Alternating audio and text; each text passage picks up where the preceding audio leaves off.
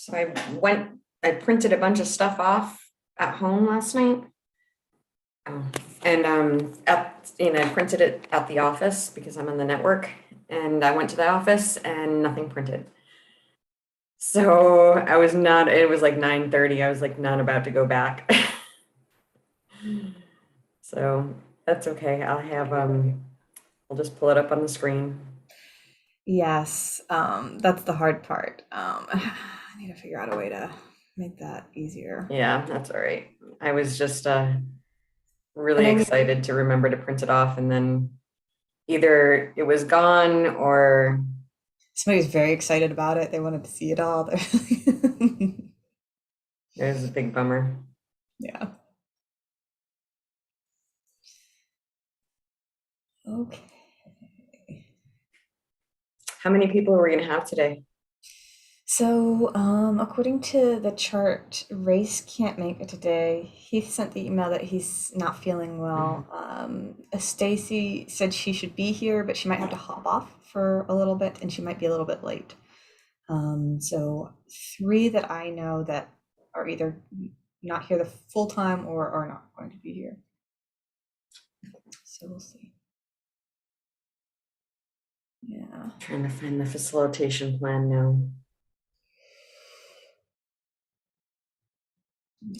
Close. I'm gonna close as much as I can right now. So.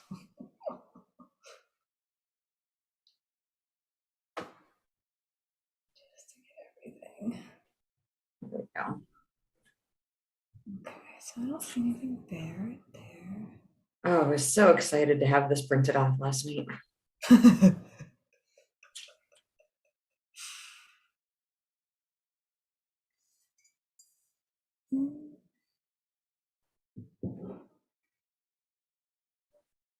I'm getting a lot of emails about the Zoom link. Are you? I'm gonna.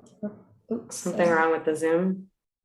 Well, two folks have asked for it so far. It's on the agenda. It's on the agenda, and I'm sure they got calendar invites too. Yes, they did. Yep. Mm.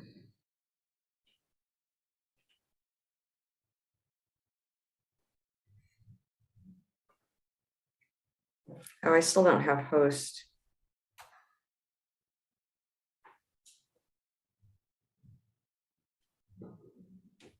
Casey, can you make me a co-host?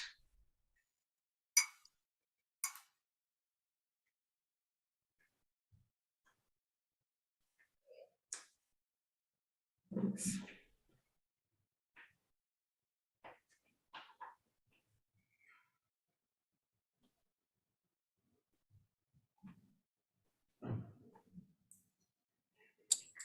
Hey, sorry, Darren was talking to me on Teams.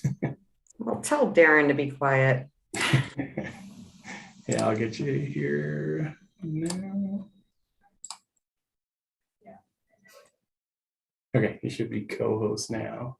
Thanks. I just saw Jasmine in the attendee and I was going to promote her, but now she's gone. Oh, I can message her if she's going to be in there. I don't know. But yeah, she disappeared. Okay, so yeah, and Missy got the link, so it should be Awesome.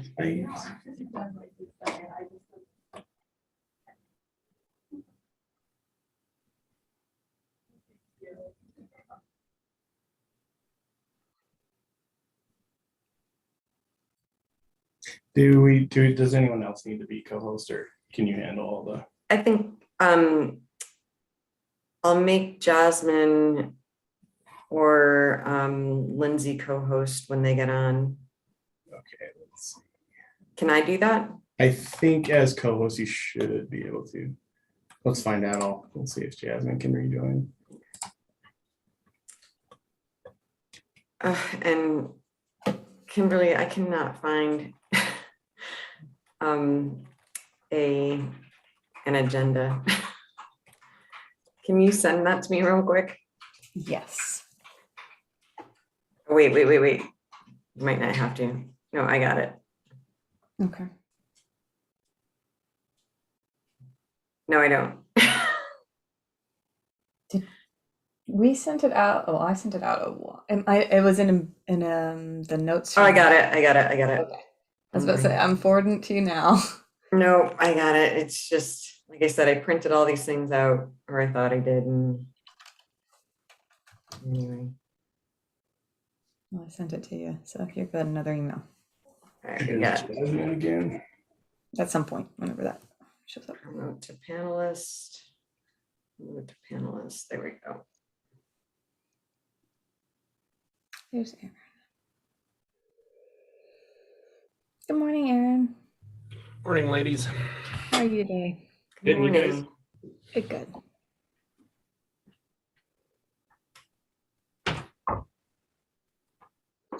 Everyone did get calendar invites with all the Zoom too, right? Yes, they did.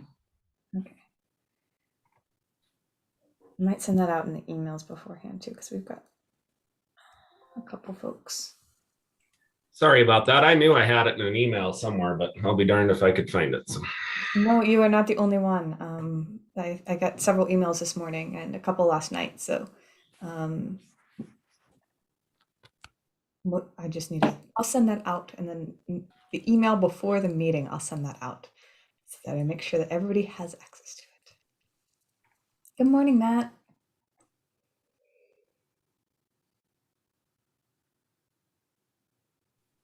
Morning, Stephanie. Hi, Druska.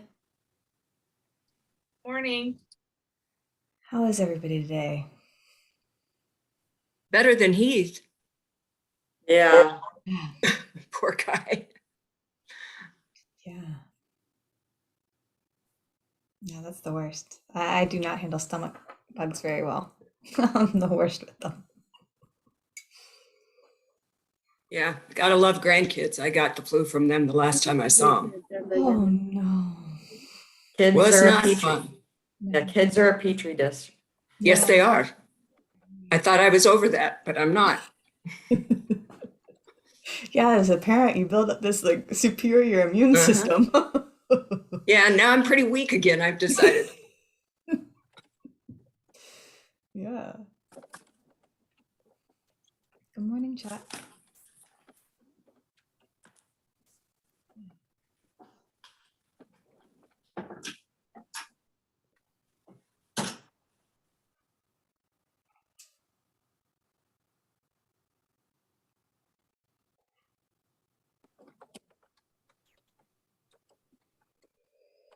So how is everyone? Other than better than Keith. Doing pretty well. Those get tough. Not tough, but certain.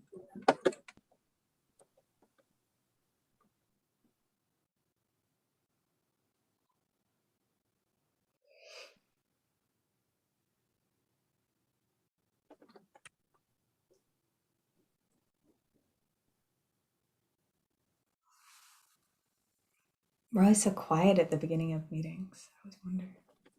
What do you Saving up their talking for the important topics. Reading your attachments. Oh. Sometimes I say no worries to have this thorough and making sure things are done. Because I had to call Pat. Lindsay, to let you know, if you can hear me, you are not on mute, and I don't know if you want us to hear you. But we are. Oh, I'll tell her. Hold on.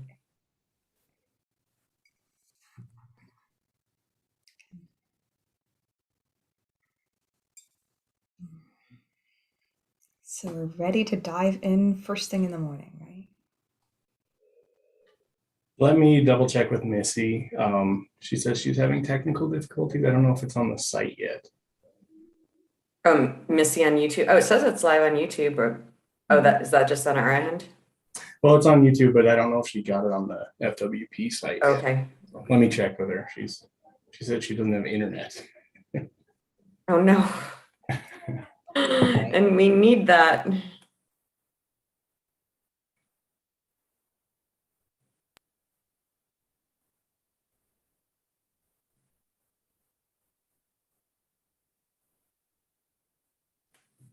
Tell her to make her phone a hotspot or something.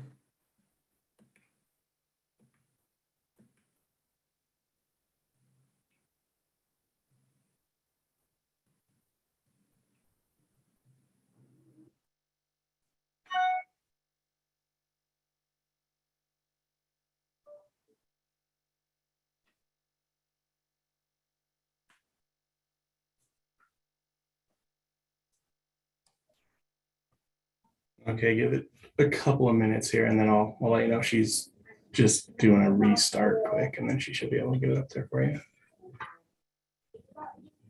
Morning, Scott. Morning. How you doing today? Good.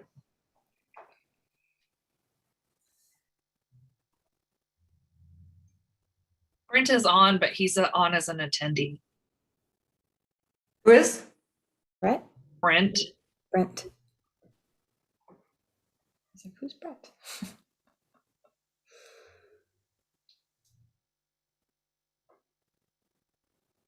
Um,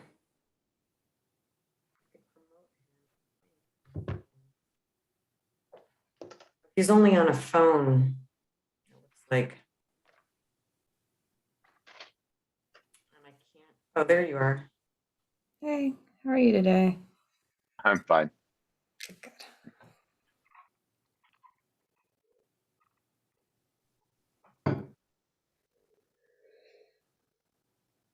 Should we wait maybe a minute or two for folks to be able to pop on?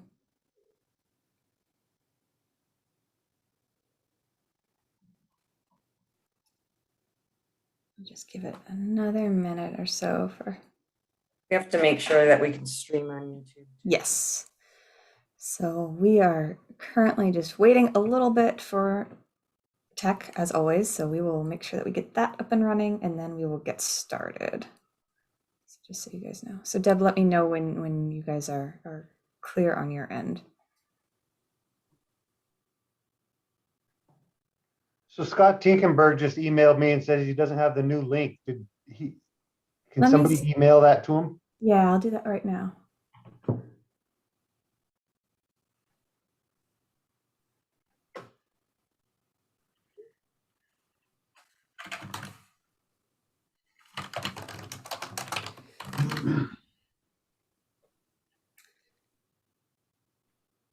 Yeah. So the day before the meetings, I'll send out just an email reminder, and from now on, I'll make sure to put the Zoom link and all of that. I know it's on the agenda, and we have a lot of moving pieces, a lot of emails, and a lot of spaces. So I'll just make sure that before our meetings, I'll consolidate, put all the information so it's quick and easy for you.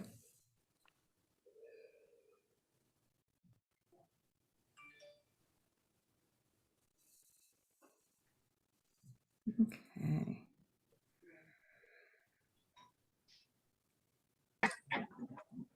Everything's ready for you guys to start.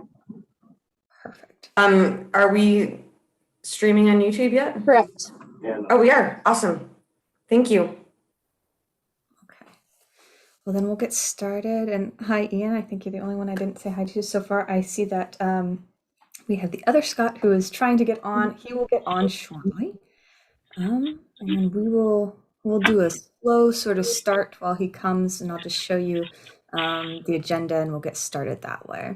Race just joined us. Scott's about to join us. Okay. Welcome, Race. Well, how about I just we'll slowly start. There's Scott. Okay, perfect. Perfect. Good morning, Race. Good morning, Scott. So we'll just quickly get started here. Can you see that to some extent? Yep. Okay, perfect. So just a quick run through of the agenda to start, and then we'll kick it off for our meeting today in particular and cover the content that we need to.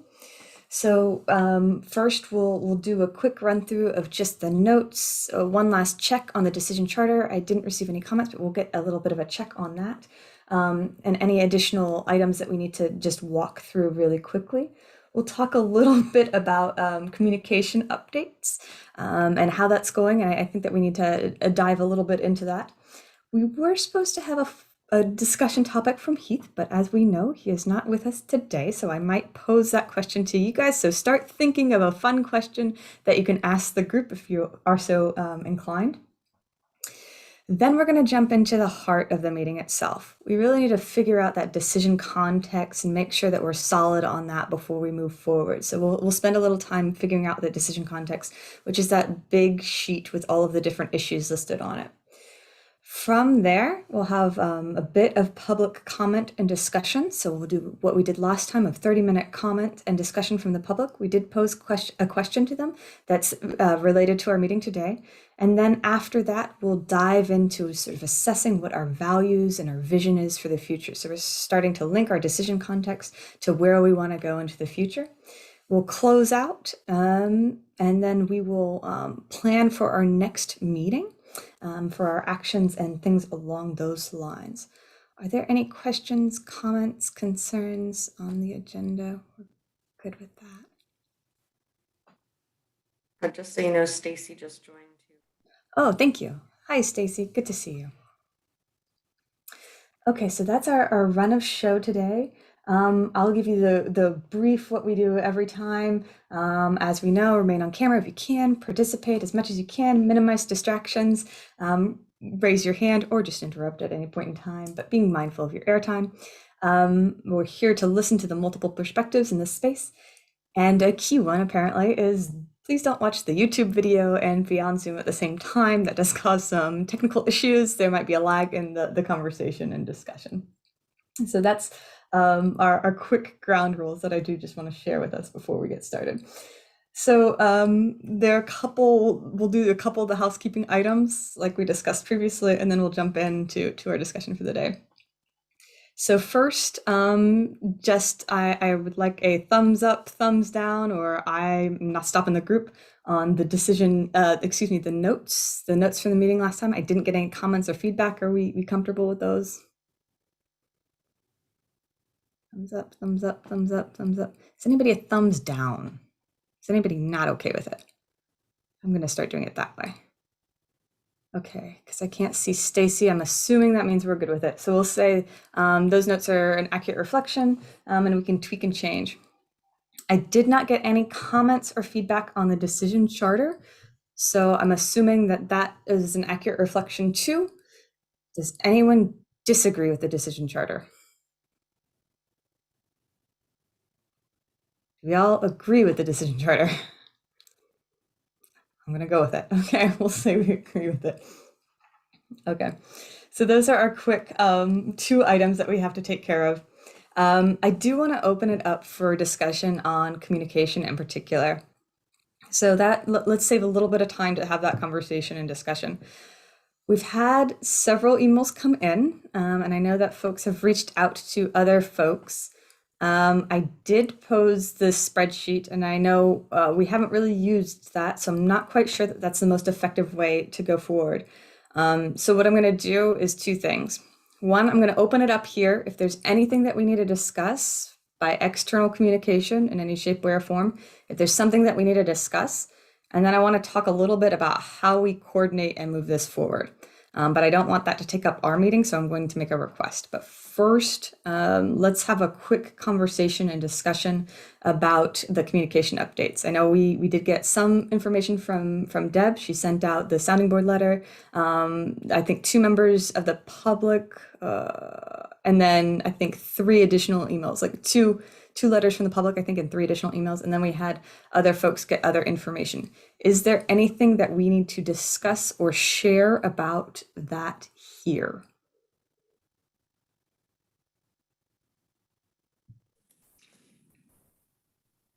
Yes, Druska. So if I didn't share, so far I've only gotten 1 email. If I haven't shared that with everybody, do I do it now? Just quickly, or do I wait?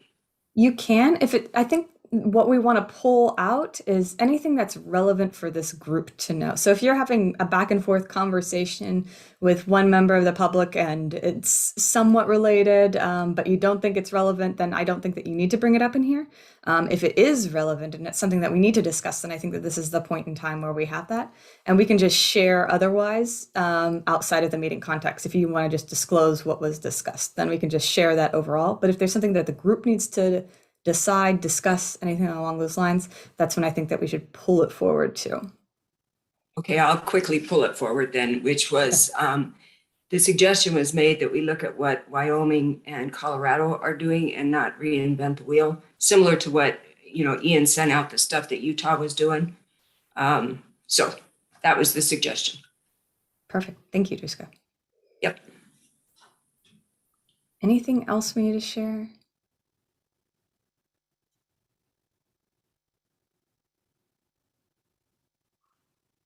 Okay. So here's my thoughts.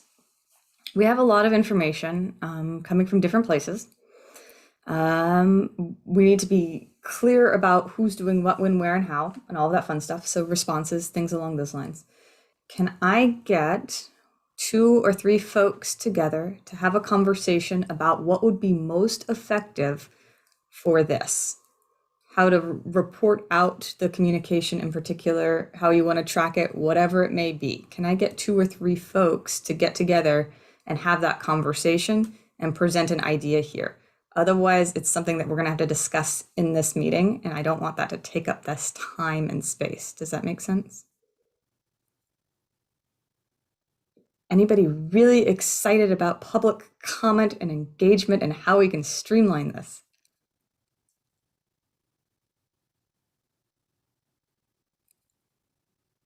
I can volunteer. Thank you so much, Juska. Does anybody want to help her? I'll volunteer too. Thank you, Erin. Thanks, Aaron. You bet.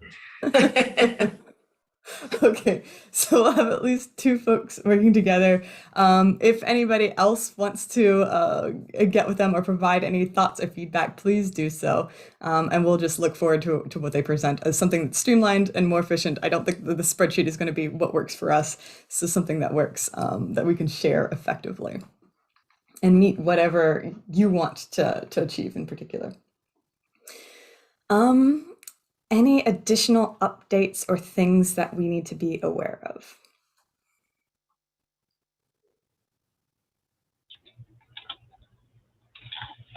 Yes, I'm curious to hear if you're hearing from members of the public at all. Can you, Ian?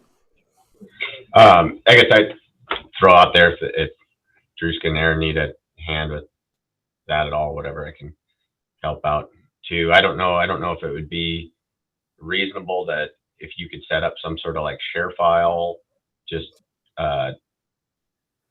folder, Dropbox, something that we could just take an email and just drop it into that. So then it's just kind of like an archive for everybody. I mean, if you get them in, but instead of, typing up the email in our own words or something like that, just this is a comment, and it'd be available for everybody in the group, and you can kind of maybe go through when it's decision time and review everything. Just have it like an archive, a shared folder may be a decent route, because I've got a couple. I guess to answer your question, Deb, I've received a few emails that were direct to my email that didn't have anybody else CC'd. I'm not sure if they're reaching out, if they have a list of everybody on the group that they're sending emails out to everybody, or if it's, I was the only recipient of that. So I'm not sure. Okay. That's a great idea. Thinking about different ways to coordinate and make sure that we have all of the information together. So yes, if you do want to work with Aaron and Druska, Ian, please do, and provide those suggestions. I think that will be very helpful overall. And I can pose some questions just to consider too. So storage or easy to transfer information. So it's not summarizing, but making sure that we know who's getting what, when, where, and how, or making sure that important information is transferred and we're able to all know what's going on. So if actions need to happen or things like that. So I can pose a couple different questions for Aaron, you, and for Aaron, Ian, and Druska. You can't see me looking at you, so that you can get an idea of something that would be effective in particular for this group. And I think that those suggestions would be very, very helpful. Scott? I have one other thing. I was going to bring it back up, and I know Deb addressed it in the last meeting and she kind of torpedoed it, but I was going to bring it up. So I think once we get more towards a decision after we have a few meetings, I think we should work to have an in-person meeting where we can all meet for a whole day and talk to each other, look at each other across the table and have a conversation, and do it maybe in central Montana. And for her to say that they don't want any, Fish and Game doesn't want any part of it, I'm going to give you some examples. All the citizens advisory committees get a meet in person. All the PLPW meetings get a meet in person. Fish and Game pays mileage, they pay lodging, and they pay dinner. And same with the grizzly bear thing. I've talked to my local captain on the Fish, Wildlife and Parks. He's like, you guys don't get to meet in person. I think if the majority of the group wants it, I think it should be facilitated because we're no different than any of these other groups in here.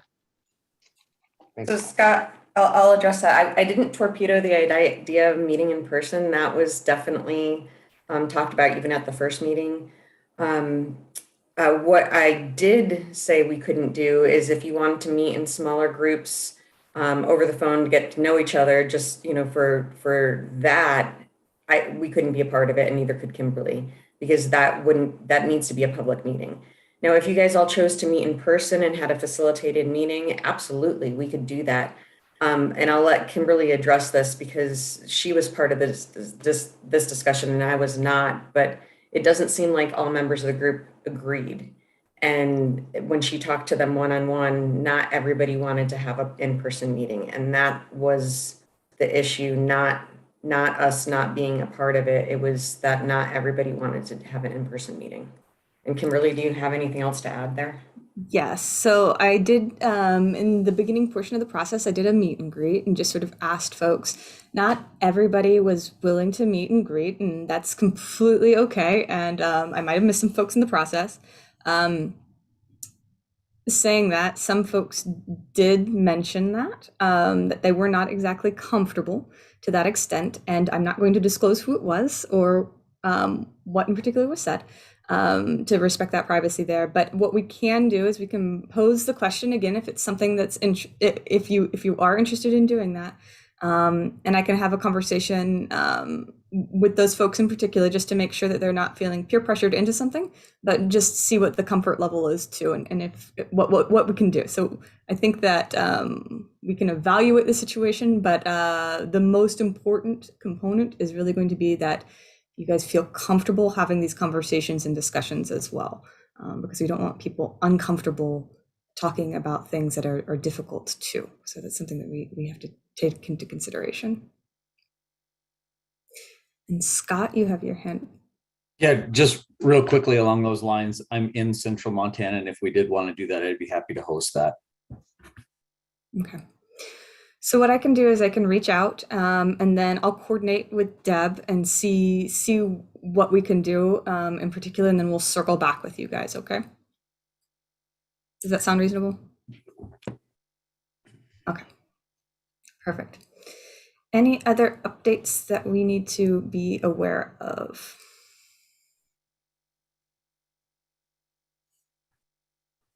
Okay. So let's talk a little bit about, let me pause. Deb, you don't have any additional updates or anything along those lines, is that correct? Nope, not at all. Perfect. I just want to make sure to talk about that. Okay. So what we're going to talk a little bit about now for an update.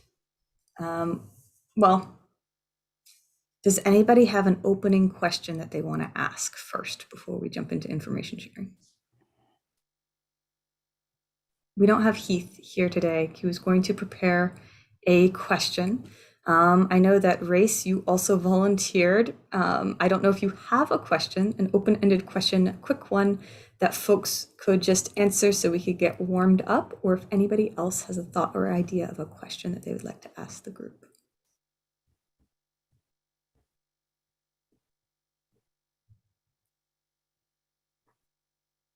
I love how there's some smiles and a pause there. Anybody have any thoughts? What do you want to know?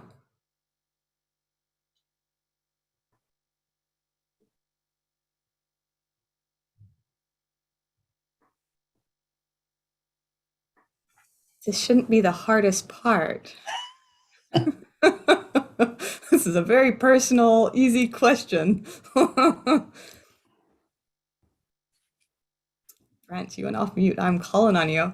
So this is a super short question for anyone that is actively hunting member of this committee. Did you draw any nice special permits for deer and elk in the recent draw? It'll take 2 seconds per person. Okay. How about we start with you? I applied for an archery only unit and it's pretty much 100%, so I got it. Popcorn it to someone. Oh, Stephanie and then Aaron, I guess. Ditto, same, got a archery permit, which is high success odds. So very excited though. I did not. I was told that after getting on this committee, I was probably guaranteed a tag, and that was not the case. So we're shooting that down. Stacy and Scott. Scott Van Dyke. I did receive a 799.20 rifle tag for bull elk. I didn't receive anything, but last year I used all my good luck as I had a mountain goat tag and a highwood bull tag. Other Scott and then Ian. I also got an archery only unit tag. I'm curious if Scott got a goat and a bull. I did, and that was the last thing I needed on the big three. So I got the goat, the moose, and the sheep. Pretty excited. Yeah. Ian, then Matt. I guess it'll be interesting to see what the draw odds are and what how hunter distribution works out this year. I was terrified to put in for an elk tag living in Northwest Montana with the you have to with the change that you have to hunt the district that you draw a tag in. So I was not super keen. While the hunting would definitely be better, I wasn't keen to drive eight hours to hunt elk coming from the Northwest. So I did not apply this year. So it'll be interesting to see if that actually helps to keep people hunting where they did apply, or how that shakes out. That'll be an experiment this year. Matt. Nothing for me this year. I used my luck up. I drew a rifle elk last year, so. I think we have Stacy, Race, Chuck.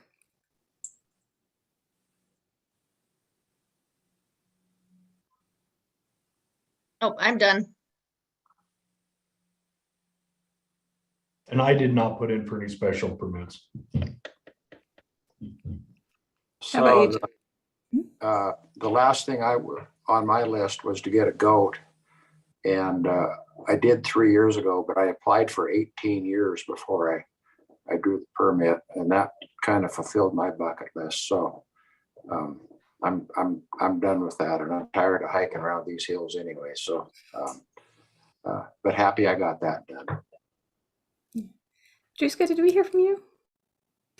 No, but I'm thinking I might be the only non-hunter in this group. So no, I'm good, actually. We'll make sure to make those open-ended questions. Yeah. Race question. Did everybody go? Okay. Race, do you want to pose the question for next week? Yes, I can do that. Okay. Thank you. So let's hop into the meeting itself today. And I want to talk a little bit about information sharing, and then we'll jump into the heart of what we're doing today.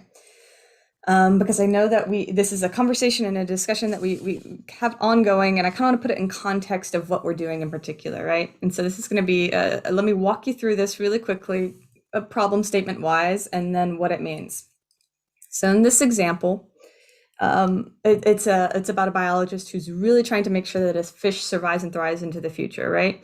And so they're really, really interested in making sure that that fish species is able to survive and thrive into the future. And what they say is really, the problem is that we don't have enough water in the system. So what we really need to do is increase the water. And then they develop strategies for that, dam removal or purchasing water rights, right? So you spend all of your time, your energy, your resources trying to figure out how to do these sorts of things, right? And note how we say the problem and it relates specifically to how we see the solution. So we typically pair those solution problem framing together. So it's something to be mindful of. The problem is, and then it pairs with the solution. The point being is that we spend all of our time, our resources, our energies trying to figure this out in particular. And when we do that, a couple things happen. Let's just hypothetically say that you figure out this and you've researched it to the nth degree. You've figured out the best way to either remove the dam or purchase the water rights or whatever it may be. And you do it, but the fish don't come back, right? Are you successful? The answer is no. You aren't successful because you didn't get the fish to come back into the river or the stream. So then you have to ask yourself, well, why did I really want the water back in the stream, right? And so from that you say, well, I really wanted the water back in the stream in particular because, maybe I'll be able to move this, because we really need to increase the habitat for the fish. And that's what it's really going to do. And so then you end up spending all of your time, your energy, your resources trying to figure this out. And what's really happening is you go from issue to issue to issue, and you're focusing on one piece, and it's just a piece of the elephant, right? And in reality, we're trying to solve over here. And you can have a lot of different ways to get there in particular, right? So the key takeaways really here is trying to figure out why you're trying to do whatever you're trying to do. It's important to figure out why you're trying to do it. So we have, in our situation, this is just a shrunk down version of what we've created, all of those issues. So it's kind of like these. And what we're really trying to figure out is these big things in particular. So we want to spend our time, our energy, and our resources trying to figure out the actual problem.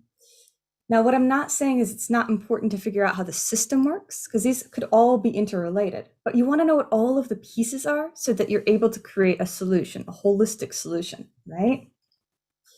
So if you focus only on one, you can dive deep and you can be asking for a lot of information, a lot of resources, a lot of things, but you run the risk of solving only one piece and not the real problem that you're trying to solve.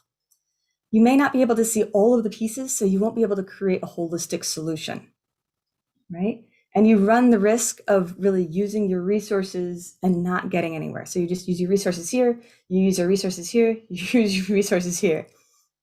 And you also run the risk of getting stuck and sort of seeing the same thing, when in reality, there could be a very creative and new solution, depending on how you define this, that may have nothing to do with these over here. Now, I'm not saying creating the frozen Noah's Ark is really the way to go or anything along those lines. What I'm saying is we're really trying to solve here. So we want to take all of our resources and figure out, what do we need to do to balance that hunter and landowner's interest? Or what do we need to do to foster those new relationships? We really want to focus on that end goal.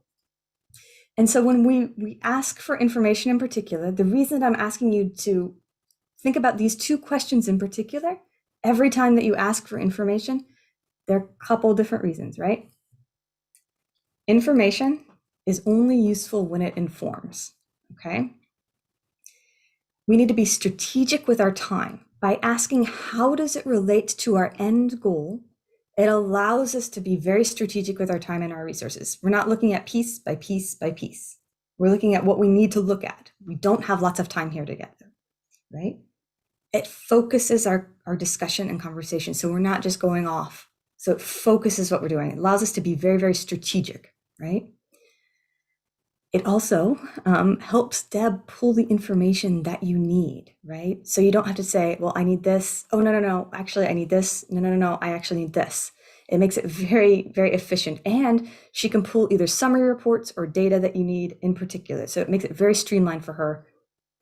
And the key, the absolute most important thing, is when we ask ourselves, what do you hope this information will achieve for our goal? It helps us start understanding each other's perspectives. It starts to allow us as a group to understand what's going on in each of these spaces. And that's the real gem, because then we're able to integrate our information together and we're able to see the whole picture. So I know that a couple of you have reached out independently to Deb and asked for additional information too. And I'm not saying don't ask for information. To be very, very clear, I'm not saying don't ask for information. What I'm asking for is to be very strategic with our requests so that we know what we're doing and we start functioning as a group rather than individuals trying to achieve different things. Start working as a group. So my request is that during the meetings, what we're going to do is pause. If there is an information request, pause and ask about this in particular. What is it trying to do? Or what are you trying to learn? In order to have a group discussion and understanding about additional information in particular. Are there questions?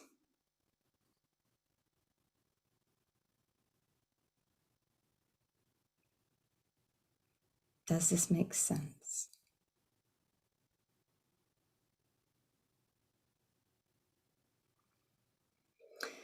Okay. I'm assuming that means yes.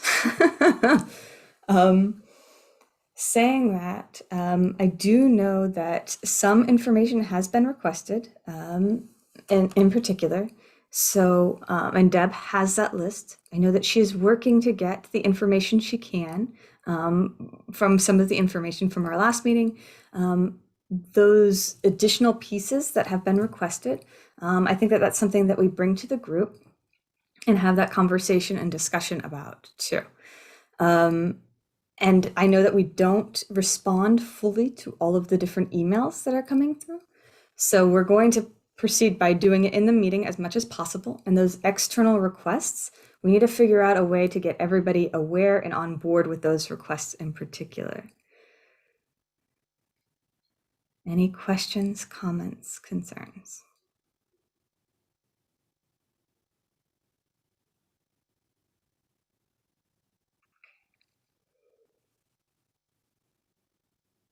Okay.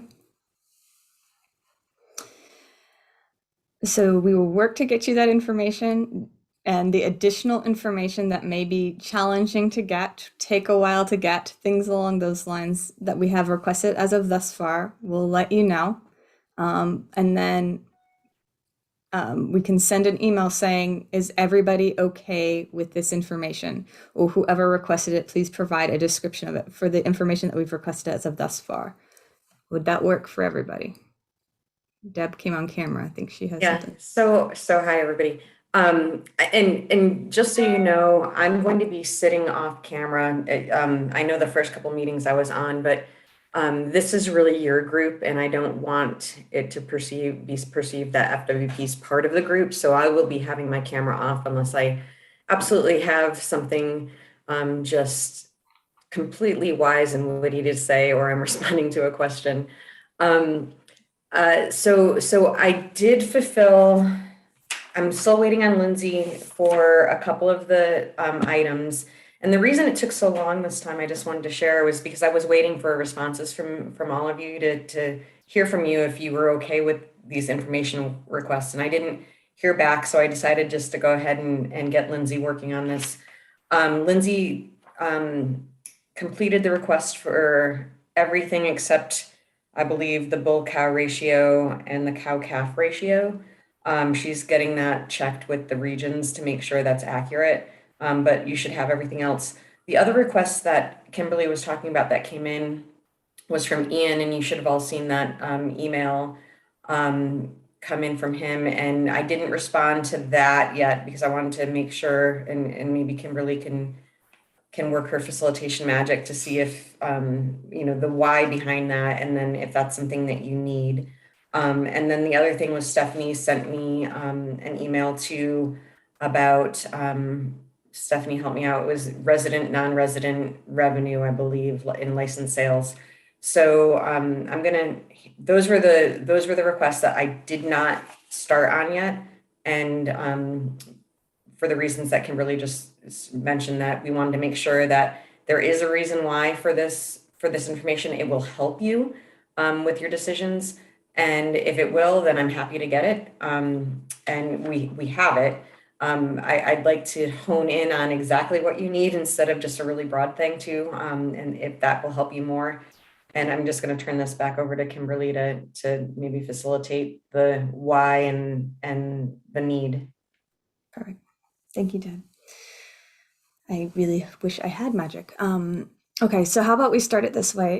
Because those two requests were made in addition that haven't been fully, well, I guess they were fully shared with the group as of this point. How about, Ian, I ask you in particular for the budget, what questions are you hoping the information will answer to balance hunter and landowner interests or fostering those new relationships? Yeah, no, the stuff that I requested, I guess, let's see the group's take on this, but as far as like a budget, I mean, kind of money rules the world. I don't know.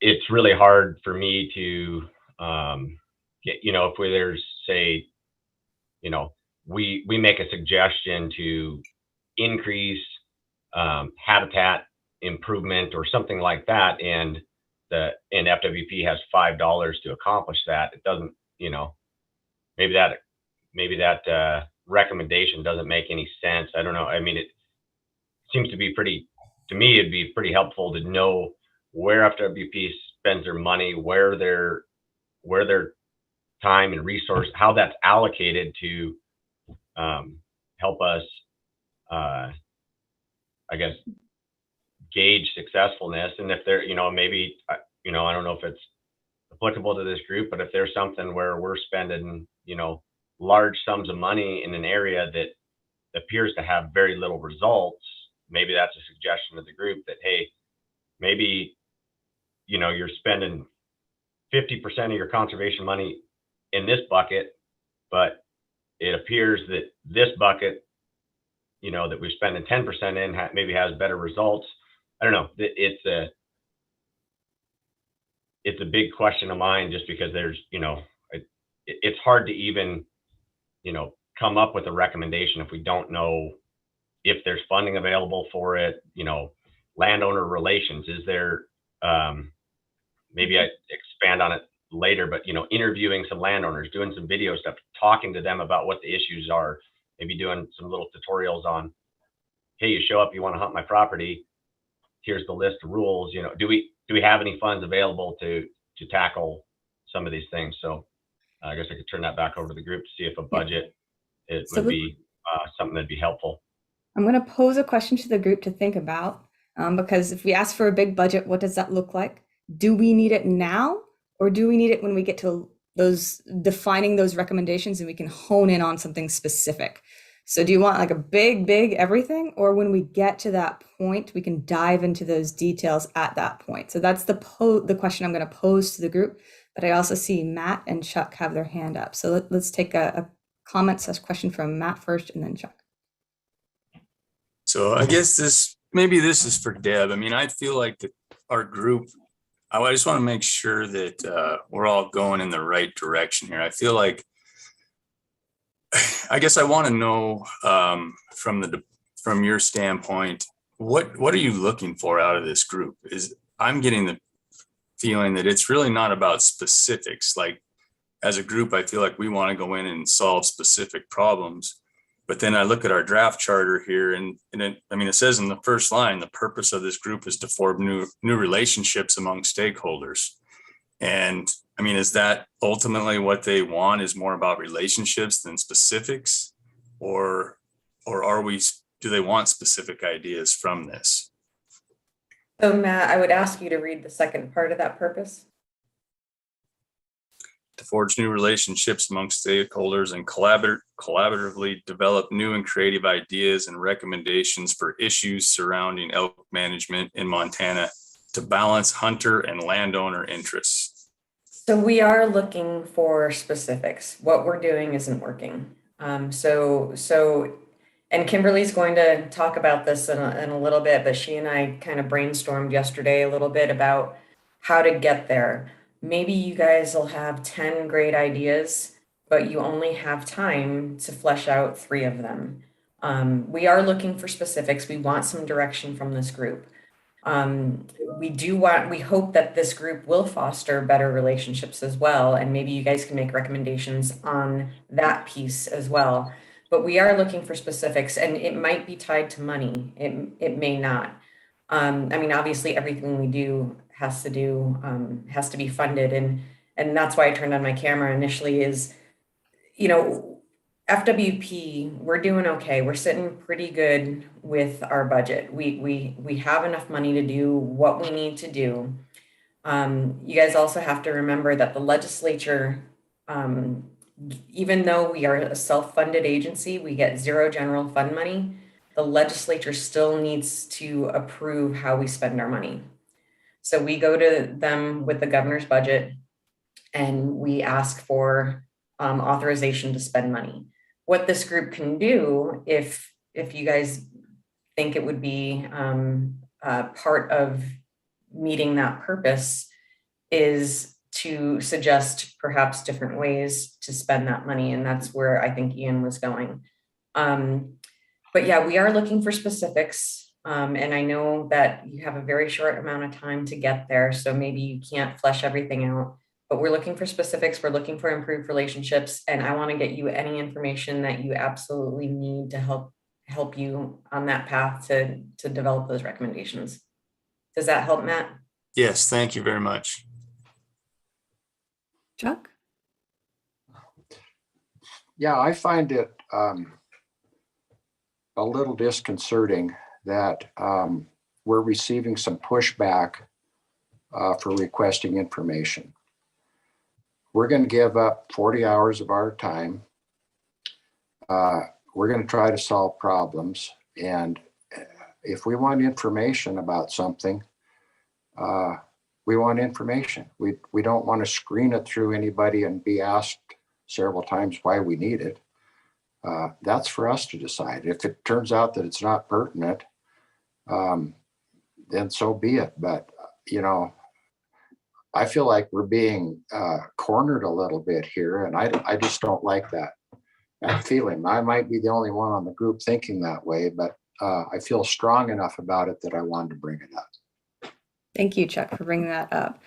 I do want to highlight two things, and I acknowledge Druska and Stephanie. I do want to acknowledge two things. The reason that we're asking for a description as to why is really to make sure that we're streamlining and making things efficient. We want to stay within what we're working on and not going in 1,000 different directions, being as streamlined as possible. But there's a second component that, well, there are two other components to that, actually. One of that is making sure that Deb is able to pull the information that you need. So being very specific as to why you need it clarifies that context as to what she needs to pull. But the real heart of it, Chuck, the real heart of why I think it's important to ask how it relates back to is so we can develop that group understanding as to what you're exploring, what you're interested in, so that we can start seeing how each other sees the problem. If you're just asking for information and nobody knows why, it's really hard to understand your perspective and where you're coming from. So I do just want to make sure that that's on the table as well. It's not intended to be a limiting factor. If you do request information, we will be able to bring that, of course, as needed. And I will offer also, I don't want this to be perceived as pushback, Chuck. That is not my intent. I want to make sure that we hone in on exactly what you need. You know, a request for FWP's budget, which is dozens and dozens and dozens of spreadsheets long and would take days to explain, isn't probably helpful to you guys. If you wanted to see something very specific in the budget, that might be more helpful than just asking for our budget. I'm happy to give you our budget. It's on the governor's website. You could go look at it anytime. But I don't know that would be helpful to this group. Druska. Thank you, Deb. So I'll use the budget as an example. So for me, what I see is that this group is going to have a recommendation that we all get behind. And if it costs money or takes budget, then part of our recommendation is FWP, find the money to do this recommendation. It isn't, do you have the money? If we feel like whatever that recommendation is that everybody's behind costs, then you find the money because that's what we're recommending. So it's a bigger picture than, what's in your habitat budget. We believe habitat improvement is important enough that you put the money there and you support this recommendation. So in that context, how much is there doesn't matter to me, because I'm expecting that if a recommendation we put forward costs money, FWP will find the money. And so it gets back to that. I mean, I sent that email more about the 30,000 foot level. I think we could get so bogged down in all the information that we're requesting that we get lost, and we don't have time to get lost. You know, some of the emails that we've gotten have said, you know, change this hunter tag issue in this part of this hunting district. I don't know that our job is that specific to say, okay, sir, you sent that email and we will now fix that, or send a recommendation to fix that. It needs to be bigger than an individual's request for how tags are issued. And I, not being a hunter, so I'm a little bit out of the woods there on how tags are issued and how you use them. But maybe that's the beauty of it, is that I see it more as a grand scale, that our recommendations have to be more broad-based. Thank you. Thank you, Jessica. Stephanie? I just wanted to kind of reiterate that I also feel that the information that we request is important. At the end of the day, at the end of this process, whatever we recommend, we need to have public buy-in on it. And I prefer to have some facts on how we came to those decisions. And I mean, again, I guess maybe I'm a nerd or whatever, but I like reading all of the stuff. So I can make recommendations based more on a broader knowledge than just my experience as an individual. And then the reason I requested the non-resident versus resident licensing fees, what I'm really trying to get at is how much, that's a good number to know, in addition to how much of that non-resident dollars generated goes towards the block management program. I've seen numbers flying around from different people in the public, different groups, et cetera. It would be nice to have a factual number on those. Just because, again, one of our biggest issues, as you can see from the sticky note wall, is overcrowding. And a lot of that, people feel there's a perception it's non-residents. And so it's just something I would like to see some numbers and facts put around it, if that makes sense. Just quickly, just because I just looked at this the other day, and if that's what you want to see, Stephanie, then I need that request instead of just non-resident resident numbers. If you want to see how block management is funded, that would be more helpful. So we can talk about that here and what your needs are. And just anecdotally, because I don't have it in front of me, but last year 97% of block management was funded by non-residents. The year before was about 92%, and then the year before that was about 97 again.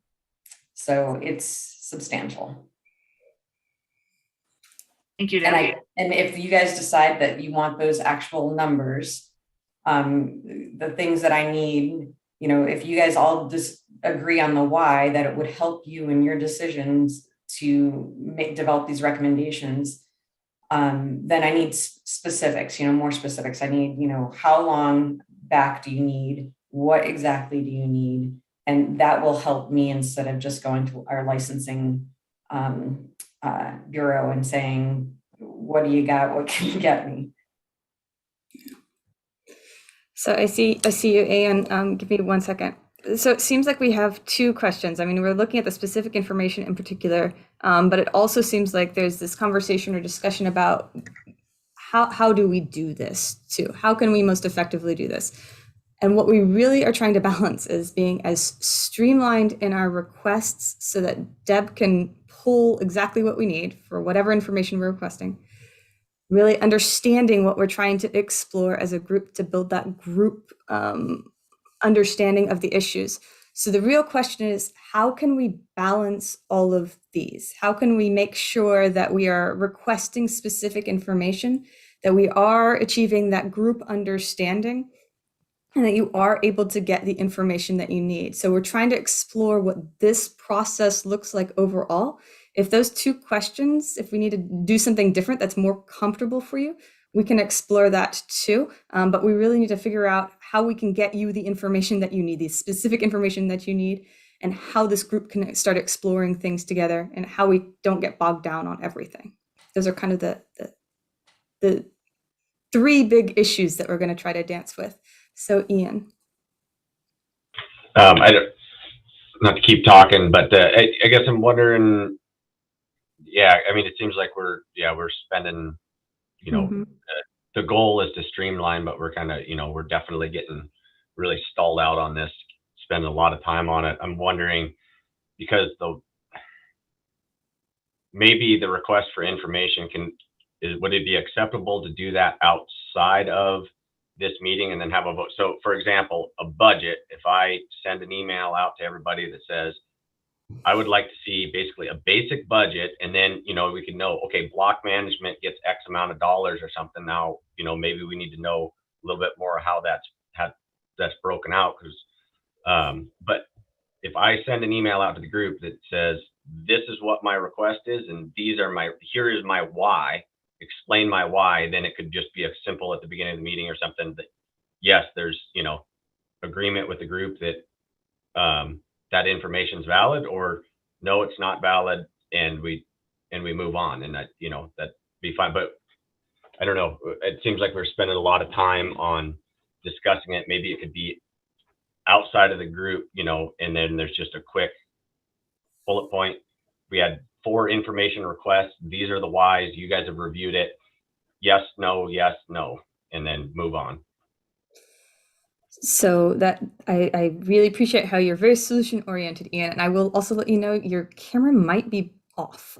It's black on my end, but it seems like you have your camera on. So just to let you know that. So how about this for a course of action so that we can move to the content of the meeting too? And I'll turn to Deb to see if this is something that works for her.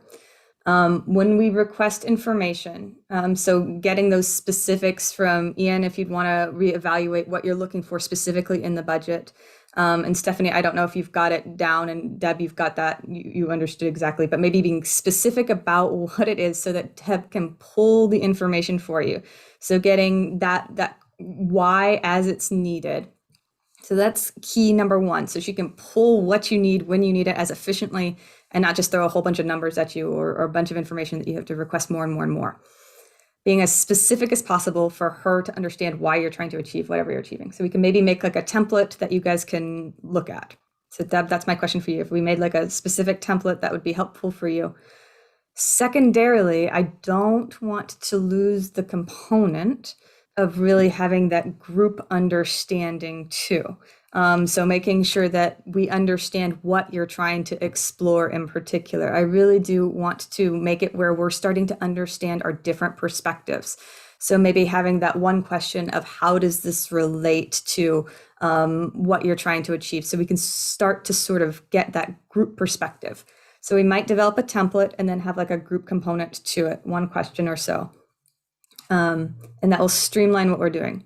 The catch for it, though, and we can do this outside of the meetings, like Ian's mentioning, we can do it outside of the meeting. We'd need some sort of confirmation that you've read it or looked at it or done something with it. It's not something that's going to completely surprise you, because we do need to start working together. And I know there's a lot of information flying by, but just being on the same page. It's not we validate your opinion or something like that, but at least an acknowledgement that you understand and agree that this is important, that it's within scope. You guys are checking each other, making sure you're on track. That's your accountability to each other. So that would be my request. So if we did it, we could maybe make a template. So Deb, that's my first question for you. There's like specific things. And then it would be something where if we send it out via email, that you would all have to sort of participate to some extent. And that hasn't quite happened as of yet. Does that make sense? Or do you want to do it a quick check-in at the beginning of the meeting? Like have the information prepared in a template and then a quick group check-in at the beginning of a meeting? think the latter is what I was suggesting. Okay. So then if that's the route we want to go, first let me pause. Is that kind of something that we want to do? Possibly. Some confirmation or disagreement would be really helpful right now.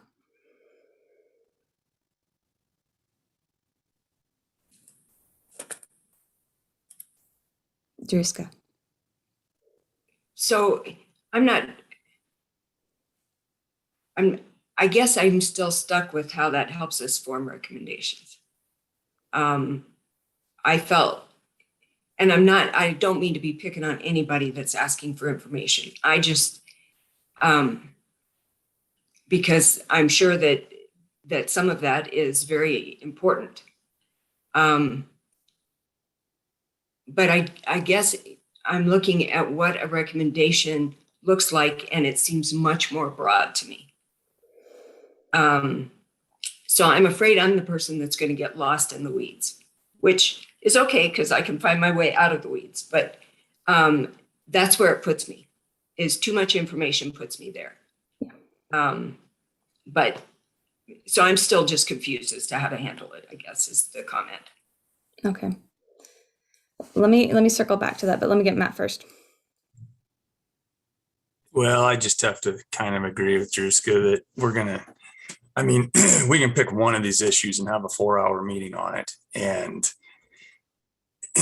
so I'm all in favor of information, but I'd love for us to just get that and digest it on our own. Because when we start going through it in a meeting, we're just going to do this. I mean, we're an hour in, we haven't talked about anything. And so we get too much information and too specifics. I'd like for us just to get it at home. And once we get zeroed in on something that we, later on down the process, then the more information, the better. But for now, I'd just rather personally read it on my own. Scott's nodding his head. Aaron. Yeah, I totally agree with Matt and Drewska. Just like drinking through a fire hose. So I would agree on our own as well. So perfect. Okay, how about this for a course of action then? We'll think about compiling a format for the whys so that we can be specific for Deb in particular, so she knows exactly what we need to pull. How about for the time being, and I really need to hear from probably Chuck on this one in particular, because I don't want him to think that we're limiting information in any shape, way, or form. How about for the time being, we start thinking about what we're trying to achieve. And once we get into that state of creating recommendations, that's when we dive into here are the specific things that we need. If there's stuff along the way, we can figure that out too, but really thinking more about our information requests when we get to that recommendation point. What do you think of that? Matt's nodding his head. Drewska's nodding her head. Scott, two Scotts are nodding. Okay, that seems to resonate. Chuck, I would love to hear from you. Yeah, so since you mentioned me in that prelude, I think what I was looking for was information that as I get immersed in this, which I have been for a long time, that would help me as we get into specific discussions to have backup for my discussion. I wasn't looking to pass a bunch of information on to the entire committee. I was looking strictly, so when I visited about a point, I would have some backing behind it. So, I agree with Drewska. All of us don't need everybody's information. They will bring that out in their part of the discussion. That's where I am coming from. I see lots of head nods. Okay, so it seems like we're resonating with the idea of circling back to this. Maybe when we get to those specifics, that's when we can dive in and when we get to the recommendations and creating and brainstorming and all of that, that's when we might need to start diving into very detailed information. I'll get Ian and then Stephanie, and I think if we're good with that process, then we'll close out on that and start for today. Yeah, I guess I just quickly, I kind of agree with Chuck there. And I don't mean to, like, with the information requests, I don't know that it's a requirement that everybody would review those, but there's things that I have in my mind that may be applicable, but I want to vet my own ideas through the information and say, okay, I looked at the information. This thing that I was thinking would be a good idea, I've looked at it. It's not even worth wasting this group's time on, because the information that's provided does not, back up what my opinion was. So that, like, yeah, the information transfer, the information request, if they're outside of the group, I personally don't think this group should spend any time, like, line by line reading information that was provided or whatever. That's outside the group. And if it's something that you don't really have the time or the want to do it, I don't think you should have to do it. But for me personally, if there's an idea that I'm trying to, get across or something, like Chuck said, I want it to be backed up on something that's meaningful and not just my opinion. So that would be my Completely understand. Yes. So when we get to those points, dive in, and then I'm going to push for the group, of course, and say, as long as we clarify to the group in particular so that they know what is going on. And then if they want to look into that information too, they can, or if they don't, that's okay. As long as we are all of the people informed and moving forward as a group, not as cats that are going in different directions. Stephanie, did you have something else to add? No, I accidentally hit the raise hand button. Sorry. Okay. Really, I do have one thing. I just want to, to remind the group perhaps is that you guys were chosen out of 243 people to represent, what we saw as a view that was very important to this group. You guys are representing a lot of the social aspects. You've probably heard Director Orsic talk a lot about our roles as trust managers, and that our role is to bring the best biological science information and our best biological science forward in making our decisions. You guys represent the social side of that, and you guys were chosen very, very carefully. It took us a long time to pour through those applications. So you guys represent those viewpoints, and you know them better than anybody. And hopefully you're going to be hearing more and more from the public to hone your ideas and views and recommendations. But, I really think, like I said, I'm happy to give you any information you need, but I really think this is coming from you personally, your community, and the people you interact with. I think that's the value of this group. You know the issues on the ground better than we do. And I think that's the value that you bring. So I don't want to belittle that. What you individually bring is just super, super important to this group.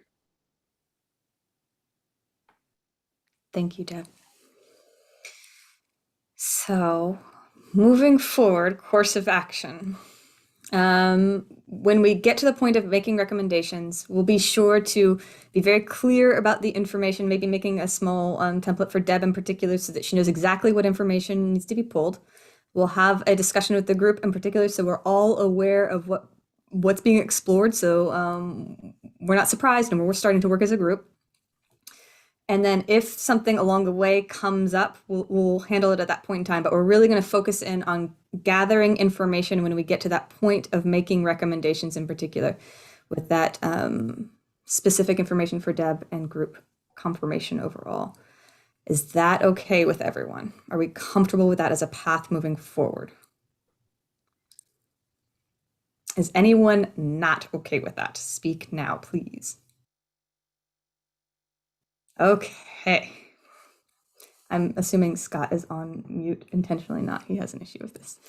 We will move forward. So I'm going to go quickly through this so that we can make sure that we cover everything that we need to cover today because we do have a lot. So just to give you a bit of context as to where we are in this process of articulating our values, what's important to us, our vision, what we're trying to achieve in particular. We haven't quite finished the decision context part, so we're gonna finish that first, and then we're gonna jump into this in the second part of the meeting in particular. So we'll finalize this. We'll listen to the perceptions of the public. They were posed with a similar question that you're going to be addressing today. And then we're going to jump into deciding what our values and our vision are.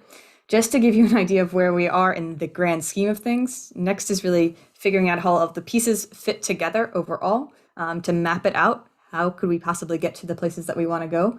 And then we're going to start brainstorming and creating those recommendations. So in about 2 or 3 meetings, we'll really start diving into the heart and to the overall content in particular. I'm going to stop sharing so I don't get you guys seasick on the way. So what we're going to do in particular is we ended here last time, right? And so these are all the different issues that folks saw. So we saw about 40 plus different issues in particular, right? These were additional ones that were added either after I did the grab or in the process overall. So these were added afterwards. We do need to incorporate them in. So we're going to start by just seeing if these fit in with any of these clusters here. And then we went and circled back and said, what is the intent? So why are we doing this? So then we ended up with these. These are our big picture, what we're trying to achieve. These are our key issues that we're addressing. What I want you to know and recognize is that all of the issues that were discussed in the charter should be to some extent present in these blue or gray boxes. We don't necessarily want to focus in on just little pieces of the issue. We want to focus in on that big why. Why are we doing this? What are we trying to achieve overall? And that's what these are, the real intent of what we're trying to achieve. So I just wanted to quickly acknowledge that we do have those pieces down here, or they should be present. We can look through them if that's something that you want to do in particular, but they should be present in these blue and gray boxes. But we're really focusing on that end, that what we're trying to achieve overall. So let's get started. We're going to take these guys down here. It's going to be a little bit harder for you to see everything on my screen, which is why I don't know if you need to split screens or something along those lines. But when we think about these in here, I'll give you just a minute to sort of look over, refamiliarize yourself with each of these categories in particular. Let me pull this down so you can see it a little bit better.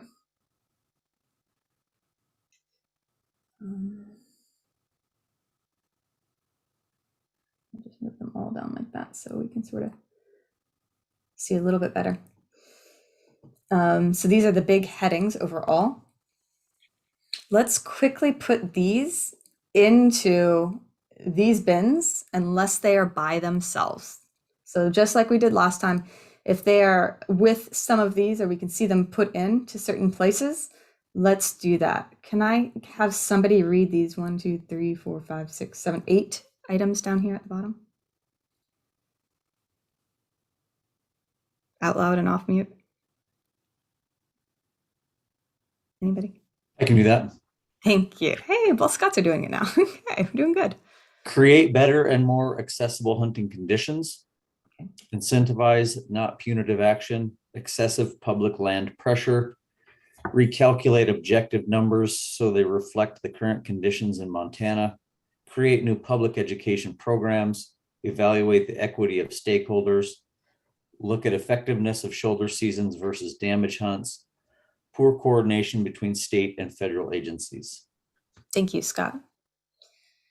So looking at this first one here, well, let me just open it up. Are there any that you see in particular that go up into these already?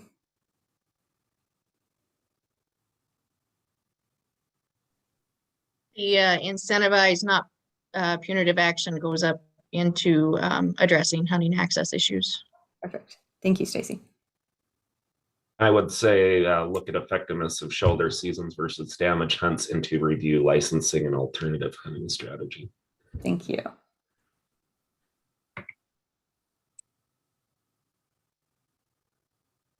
I would put excessive public land pressure under balance hunter and elk distribution, maybe. Okay.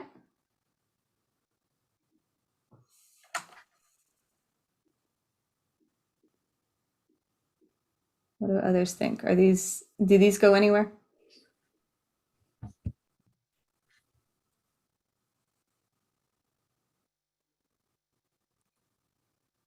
How about this first one here? Can you pull down your green title on the far right column? I think we've got some that probably go there and I can't see that. Further right, you've got a, no, not that one. Oh, this Up one? and to your right. No. Or as screen's right. Screen right. There's the other right from where This your cursor way? goes. Keep going, keep going, Okay. keep going. Uh-huh. Now go up. I'll go. There's, Oh, there's a that one's couple more blank. green ones hiding, and Oh, I think they're yeah, gonna those are fit blank. some. I'm sorry, those are blank. Oh, We they look those like they. we will name those next. Okay, some of them look related to what we're working with. Yes, yes, they are. What about this one? Create better and more accessible hunting conditions. I think the second block, I don't know. Here. Access without, yeah. Okay.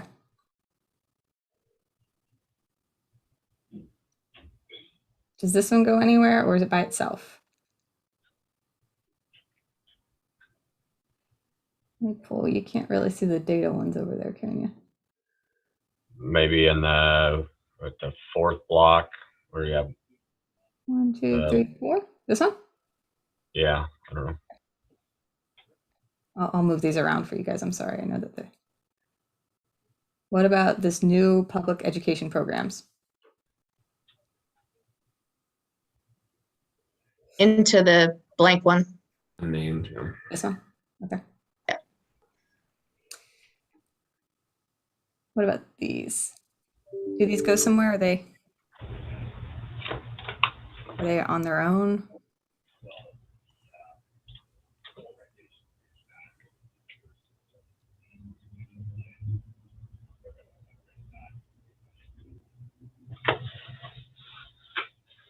The these poor two- coordination between state and federal agencies could go on the far right, screen right, This one? under improved data collection Improved and improving, well, somewhere in there anyway.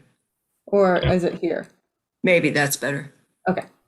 Yeah, because that's a separate column. The improved data one is a separate column. Okay. What about the equity of stakeholders? Evaluate equity of stakeholders. What do we mean by that?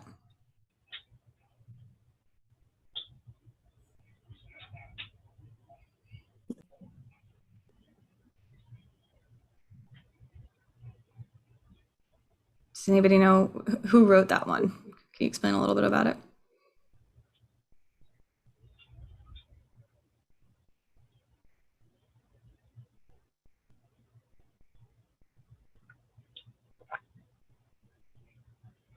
Chuck.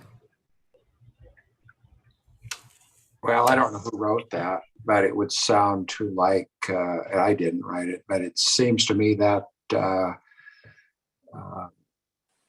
would indicate we need to talk about are the landowners and the sportsmen equal, or do one side or the other have a higher stake than the other? That's what it would seem to me. So I don't know where that goes. But when we decide, I do have another follow-up, Kimberly, if I might. By all means. How about let's take care. Do you want to do? Is it related, or do you want me to sort this one out real fast and then come back to you, Chuck? Let's finish this one up and then, yeah. What do you guys think of this one? On its own, Stephanie? Yes. You're on mute. Stephanie, you're still on mute. Oh, sorry. Like maybe the blue column that is the third from the right. Kind of the landowner, hunter, FWP relations, hunter, landowner relationships. This one? Kind of seems like it goes in that stake. That seems to be like a stakeholder area. Okay, perfect.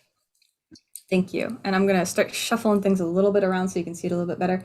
But Chuck, what was your comment or question? I should have brought this up when you asked for comments, but I've been getting some feedback from landowners that one area we maybe need to focus on a little bit more. One of the problem areas is trespass and lack of wardens. Actually, it's a pretty strong feeling among landowners. So we maybe should put that in someplace if that's okay with the rest of the group. I think we should explore, if we're going to have more wardens, which I think are fine, how are we going to pay for that? So maybe trespassing and wardens? Yeah. Okay, where would you see that, Chuck?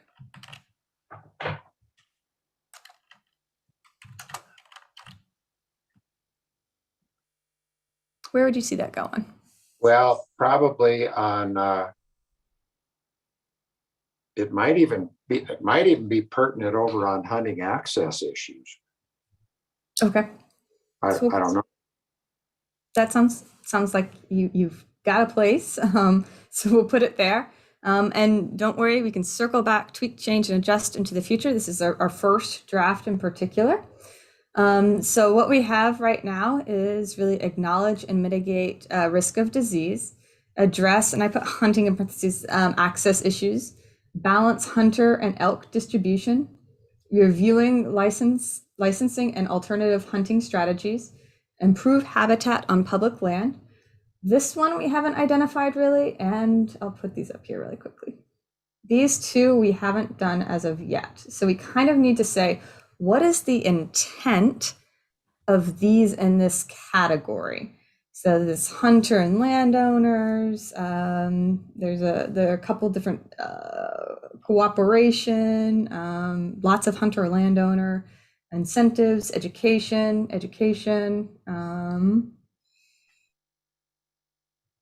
Scott, and then race. Yeah, I wonder, before we go to that, I wondered if I could propose amending one of our green boxes just a little bit. Yes, can you hold? Because that's our next step. Yes. Thank you.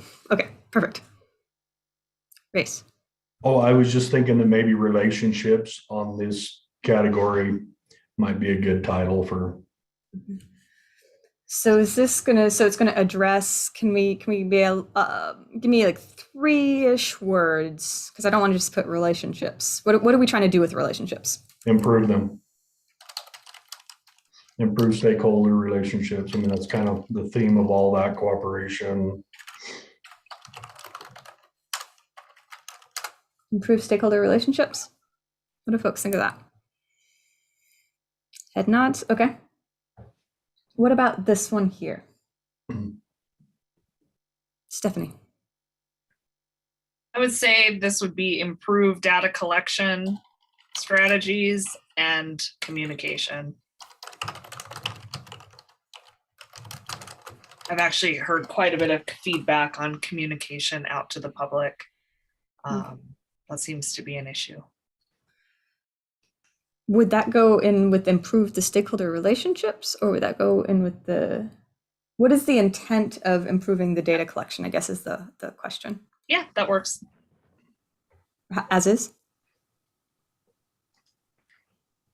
So the intent of improved data collection and communication strategies, that's the intent? Okay. What do folks think of that?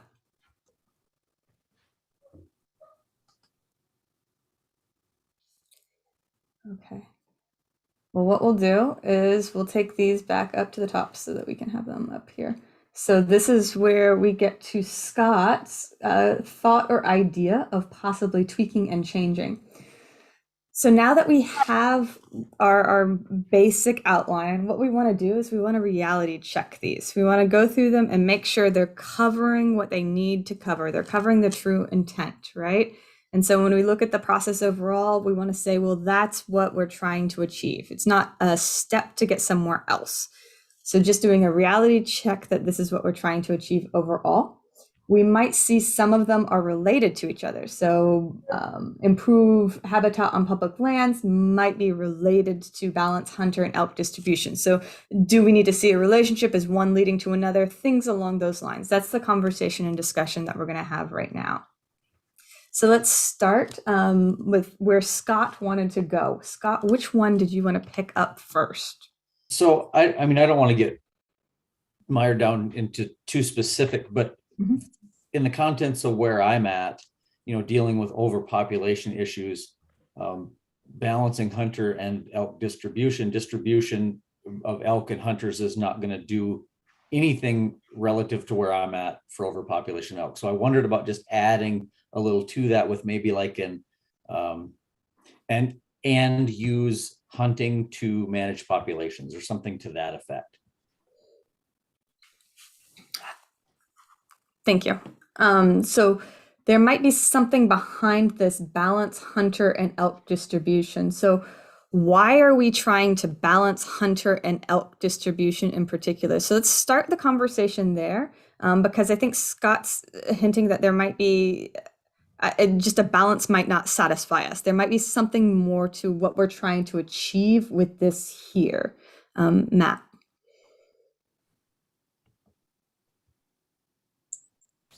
Well, I'm sorry. I was gonna address the access here, so I might just wait just a second here. So I will call you next. Yeah.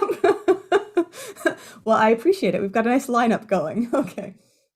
Stephanie. I would say that one of the bigger issues is just overcrowding, and that wall of hunters is creating so much pressure that it is pushing those elk further onto private land. And so I do think that this is an issue, that balancing hunter and elk distribution. So I do think that this is an issue. So why do you want to balance the distribution though? Can you explain a little bit about the balancing of it? I mean, I think that having more elk on public that are harvestable is going to help the situation. That helps with the access. If people can access elk on public, that helps the landowners not have to deal with, public knocking on the doors, et cetera, as well as,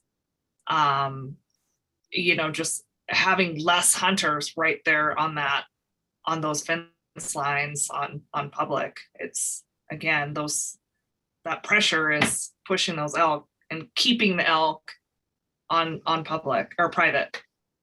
Okay, perfect. So balancing the two things, getting those elk. So let's take on all properties. Yeah, so we need to take what Stephanie's saying and what Scott is saying, really recognizing that there's this issue of population, but there's this idea of hunting as a solution too. So what are we really trying to achieve here? And then somebody else had their hand up, but Druska, I see your hand up now. So maybe what we're trying to do is redistribute the elk. And part of that is going to be dealing with safe havens that are created on public land or private land, which then feeds into landowner relationships, because you're going to have to be able to go in there and figure out a way for that landowner to quit harboring. But redistributing the elk and redistributing the hunters.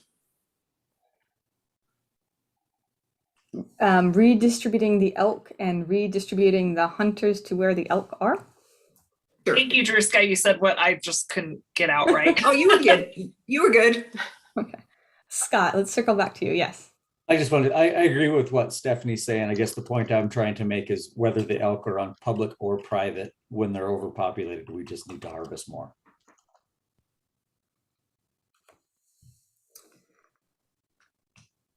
Can you repeat that one more time, Scott? I have a thought, but I Sure. I just said that regardless of where the elk are on public or private, in the overpopulated districts, we need to increase harvest significantly. Why do you need to increase harvest, Scott? What would you be solving by increasing harvest? I don't know how deep I want to get into that. I mean, there's several districts in the state where the population objectives are anywhere from 200 to 400% over where they should be. So those numbers need to be brought down, and Fish and Game is aware of that, and they've been charged by the legislature to bring those into where they're supposed to be. So we have to address that somehow. Would that have to do with the review licensing and alternative hunting strategies? It could go under either. Okay. So there might be something about there'd be an idea to redistribute elk, because that's helpful, but also really thinking about the licensing and alternative hunting strategies. So there might be these two different pieces. Okay, just making sure that we caught that. Druska, and then Race, please. I'm done, actually. Thank Sorry. you. Yeah, Grace. I think they kind of go hand in hand, and I'll give you an example. I did meet with our biologist in our area last week, as well as some staff from Bozeman that's involved in the block management programs and stuff that we use on the ranch.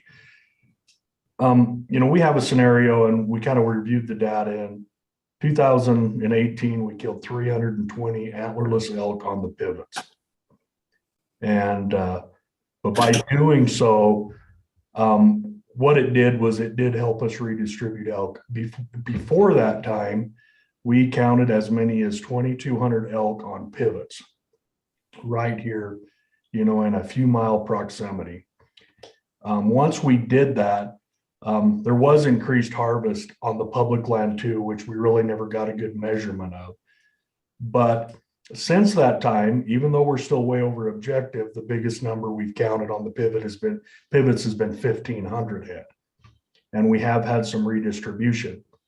But one of our biggest struggles currently is still, as we try to disperse, and I think Druska hit the nail on the head with her word, the redistribution, is that we did accomplish some goals in getting these elk broke up into a little bit smaller herds.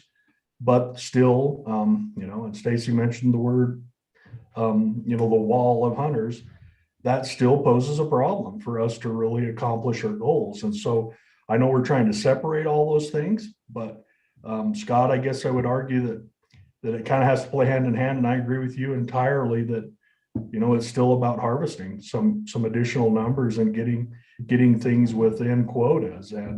But there's just a lot of these things that kind of go, hand in hand. And I guess that's my comment.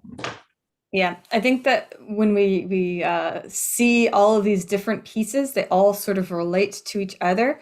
So I think that the question that I have is there seems to be some discussion about the redistribution of elk, reviewing licensing, that they might be related to each other specifically. My question is is there a specific intent for both of these that we could summarize? Is there a specific intent behind each of those that we're trying to achieve with each of those? Grace. I guess it would be, increased harvest success, right? And maybe that covers, the wall of hunter issue, but at the same time, we need a lot of hunters. I think it's a coordination, right? That applies because, it's hard. We don't want to limit the hunters, but we have to somehow open the opportunity for these elk to step back on public land and get redistributed into smaller groups where they can act like elk again. Okay. Ian, then Scott. I don't know. I guess, I think there is a bit of similarity between those two items, but I think there's one thing where, killing elk, decreasing the overall number in these areas, but, focused or, planned out, our BTAG harvest, I think, with focusing on, Race was saying on, he put that pressure specifically where the issue existed, and that helped to kick the elk off of those pivots and whatnot, where I think there's a few regulations in our current hunting regs that, there's maybe some unintended consequences of, the excessive number of BTAGs in some areas where it's like I would say the public land BTAGs, the more hunters you have on public land, the more pressure you like. If you put the pressure on private, you can kick them to public. If you put the pressure on public, it's going to kick them right back onto the pivot. So I would like focused hunting pressure, or making sure. I don't know. Maybe it didn't. Okay. So something along the lines of, it's not just redistribute, it's something along the lines of Where there are higher numbers, do different actions than where there are lower numbers, and making sure that you're doing it strategically, knowing that there's going to be movement and flow throughout. Let me do Scott and then Chuck real fast. Yeah, race kind of took the words right out of my mouth a little bit. I think the common thread between those is increasing hunter opportunity or hunter success.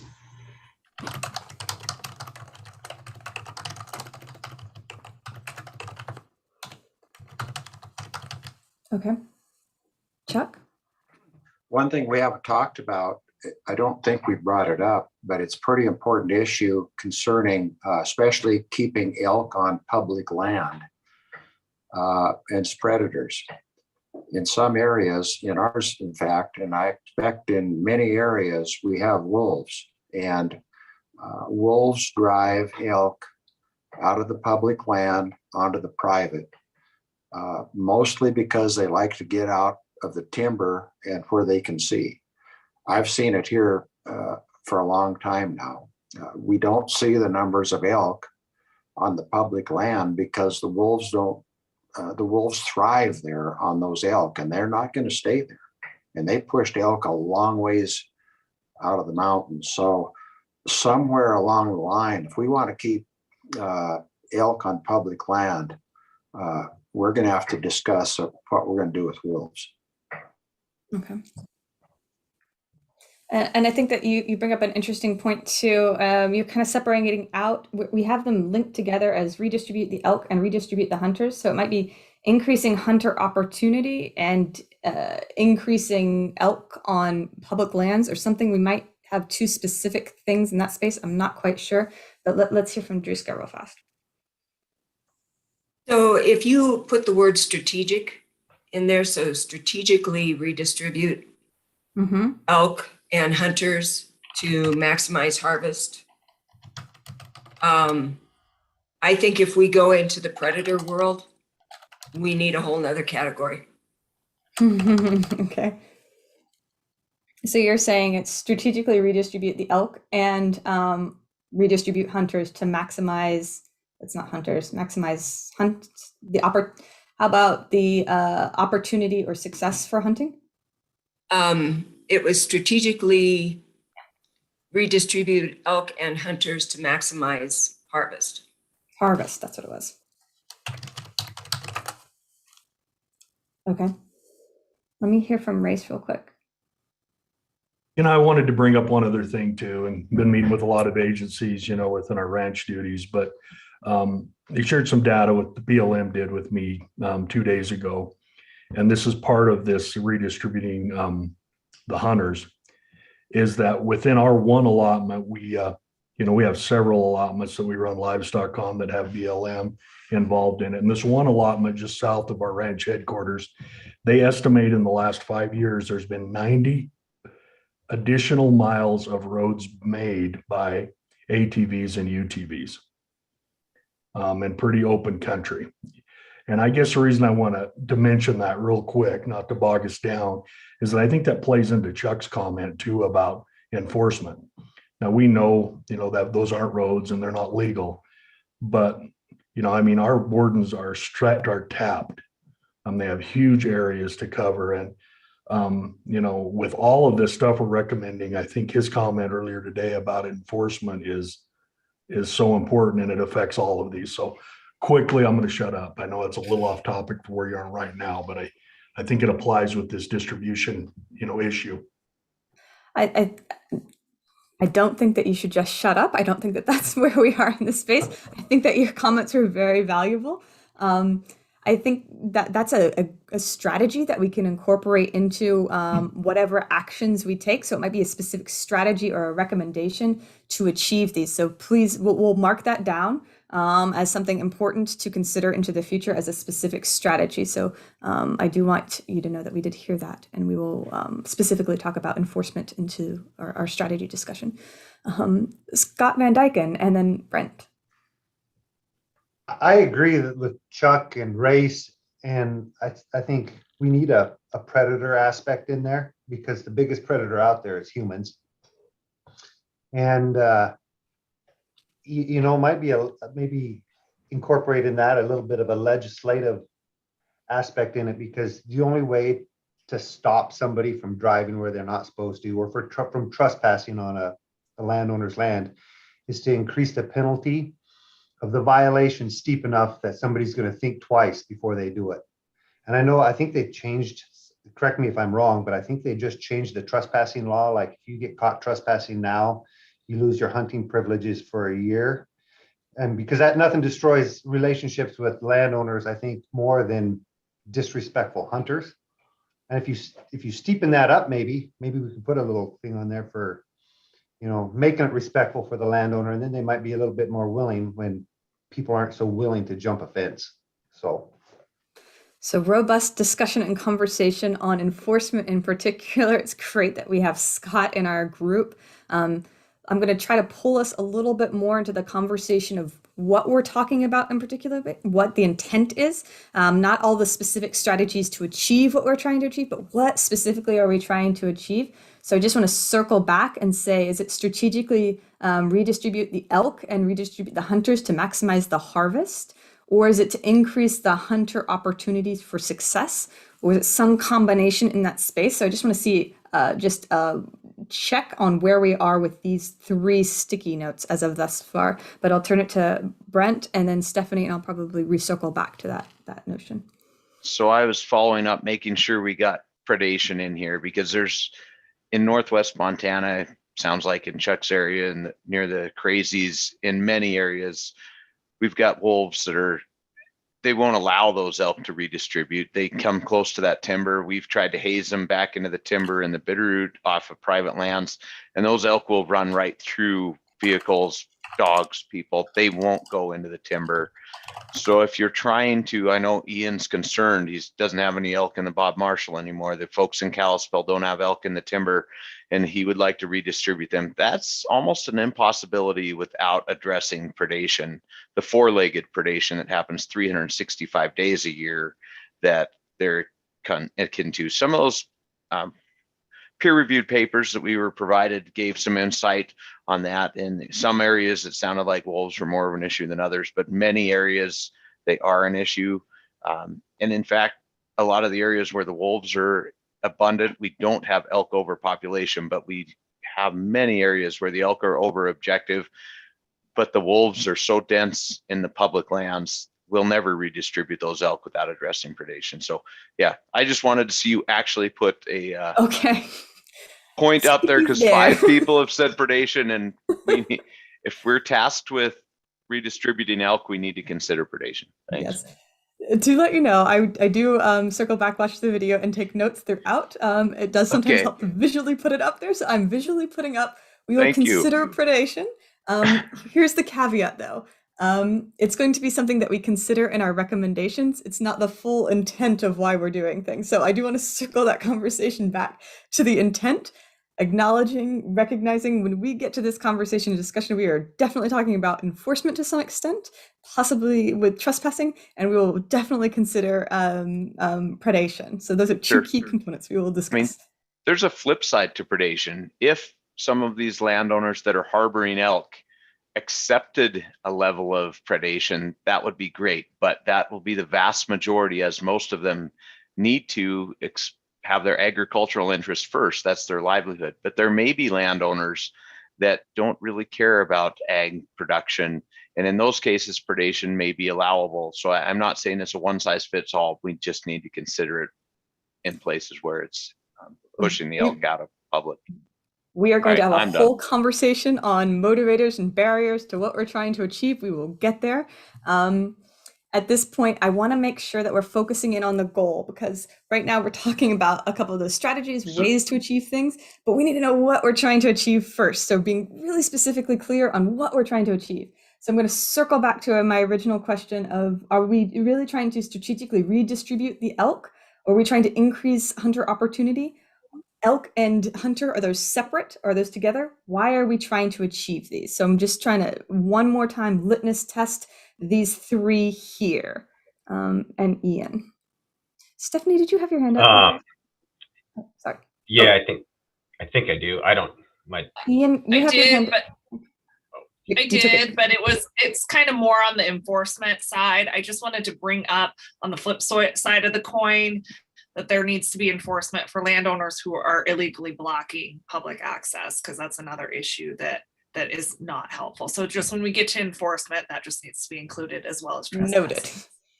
I will make sure we have robust notes on these. I will not document them all in this space, but I will make sure to circle back and get that incorporated. Ian. I really like that strategically redistribute or redistribute elk and redistribute hunters.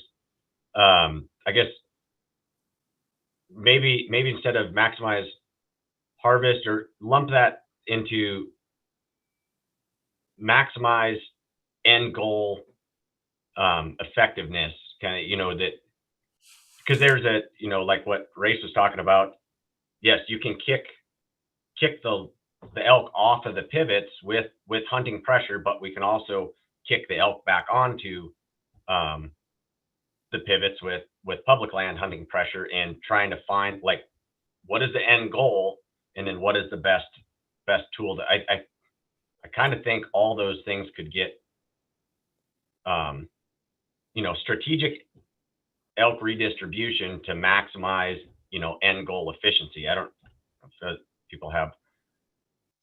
So let me pose this comments question. on that, but- Yeah, let me, I'm not quite 100% sure I fully understand what you're trying to say, Ian, but I'm going to repose the question and see what folks think of this. Why are we strategically redistributing the elk and the hunters? Why are we doing that? What are we hoping what are we going to achieve when we redistribute the hunters and elk? Lower the population and get them off the private lands where they don't want them. Okay, Scott, and then Druska. Well, I think it addresses the hunter lineup on the fences that Stephanie was talking about. If you redistribute the hunters, and if you redistribute the elk, they should be more available on public land versus all on private. So, I mean, it depends on which issue you're trying to address, hence the word strategic, but that would be the end goal, is to spread things out so everybody doesn't feel all closed in. Can you repeat your two again, Druska, real quick? I'll capture this. My two what? You said it depends on two things that you're trying to achieve, right? So, yeah. On, preventing the hunter lineup on the fence lines that Stephanie was talking about, so the hunter concentrations, and then redistributing the elk, whether they're above objective or below, it doesn't really matter if they're in the wrong place. You want to redistribute them mostly to public land where hunters have a better opportunity to succeed.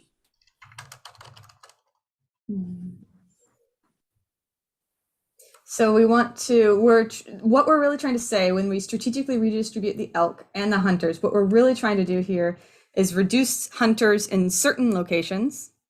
Yep. But then also relocate elk to where the hunters are, or relocate hunters to where the elk are. Both. I think Okay. By redistributing the elk, you allow the hunter more opportunity, because if you're successful, you've got elk more on public land where a hunter doesn't have to worry so much about asking for access. So they're more accessible. Yeah. So how would you like me to capture that in 3 to 7 words? Well,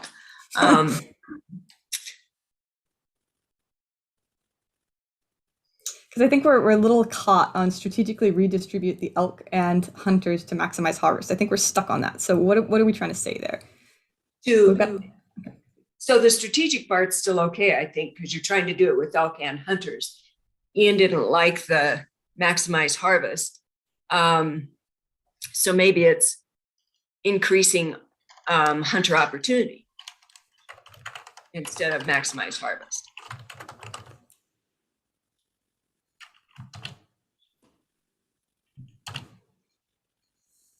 So strategically redistribute the elk and redistribute hunters to maximize, to increase hunter opportunity. Yeah. We have a lot of hands up. So I have Brent, Ian, and Matt. Or are those residual? I'm sorry, I'm going back and forth. Not Ian, I guess. Not Matt. Okay. I mean, yes, Matt, not Brent. Matt. I think, I mean, what I see is we're trying to, what this is all, we're kind of going round and round. We're just trying to increase, the opportunity, increase harvest on public lands. Thank you.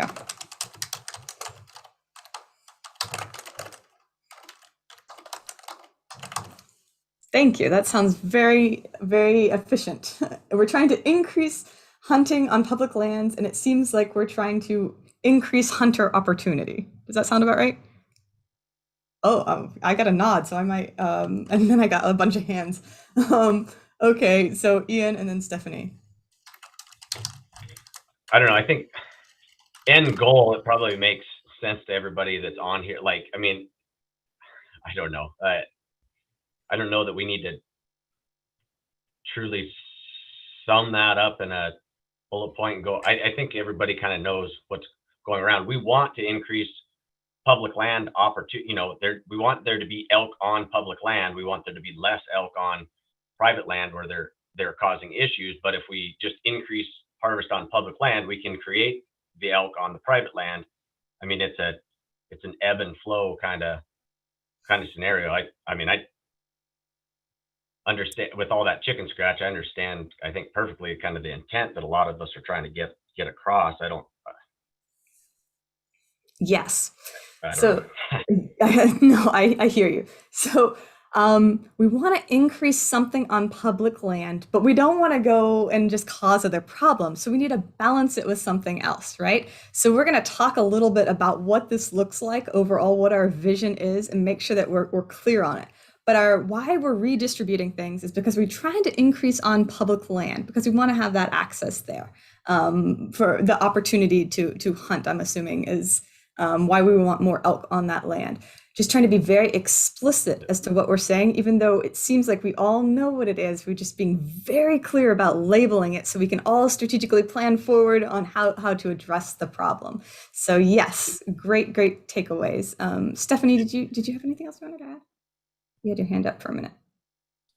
Yeah, no, I just wanted to make the distinction that the word, because at one point you said increase hunting on public land. We don't want to increase hunting on public land. We want to increase harvest. And you typed it in right. So. Yes, thank you. Thank you. Okay. Increase hunt. Go ahead. I don't know if the group would agree with this, but if we just say strategically redistribute elk, if we can actually accomplish that, the hunting element is kind of embedded in that. And I don't know that we need to necessarily, if the elk are strategically redistributed, by default, the hunting side of things is going to be kind of self-correct. You're going to, solve that largely through the hunting pressure. But if you can strategically redistribute the elk, maybe that's all the statement needs to be. Maybe others disagree, but yeah, let's hear from Matt. Personally, I think you can remove increased hunter opportunity because opportunity is not the problem. We've given tons of opportunity. Like opportunity in my mind says that you're given more tags and opportunity has been plentiful. It's the opportunity.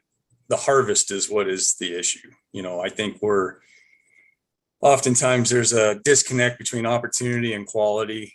And I think we focus all the time on the opportunity and the quality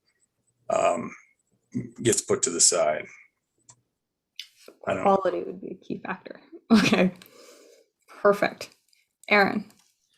I would agree with Matt on that, and along with Ian, that all just strategically distribute elk. I think both of those will come together under that single heading. If they redistribute, you're increasing hunter opportunity too, right? So I would agree that we could probably remove that as well. So we're strategic. I want to be very explicit. So what I'm doing is kind of describing, because we say things like strategically redistribute. That sounds great. I want to be very clear what we're doing. So when we say we're strategically redistributing the elk and the hunters, what we're really saying is we're increasing hunting opportunity and we're increasing the harvest on public land. That's what we're saying. Druska's nodding. Okay. They're saying, I think I heard them saying the opportunity's there. They don't need to increase the hunter opportunity. So we removed that from the sticky note from strategically redistribute. It had on there opportunity to hunt. So I removed it from there. Did that capture it for you guys? Ian and then Matt.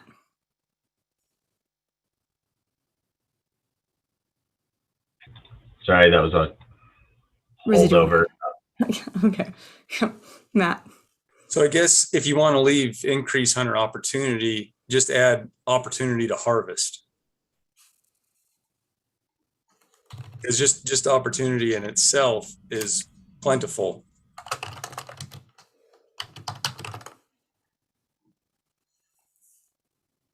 Does that capture it? Okay. So we're strategically redistributing the elk and the hunters. And what we mean by that is increase the hunter opportunity to harvest and increase the harvest on public land. Got head nods. I'm going to go with that. Okay. We're set on that one. Okay. So that's what this one means in particular. One more quick question. Are we reviewing the licensing and alternative hunting strategies for one of these reasons, or is it all good to itself? Matt is nodding. What does that mean?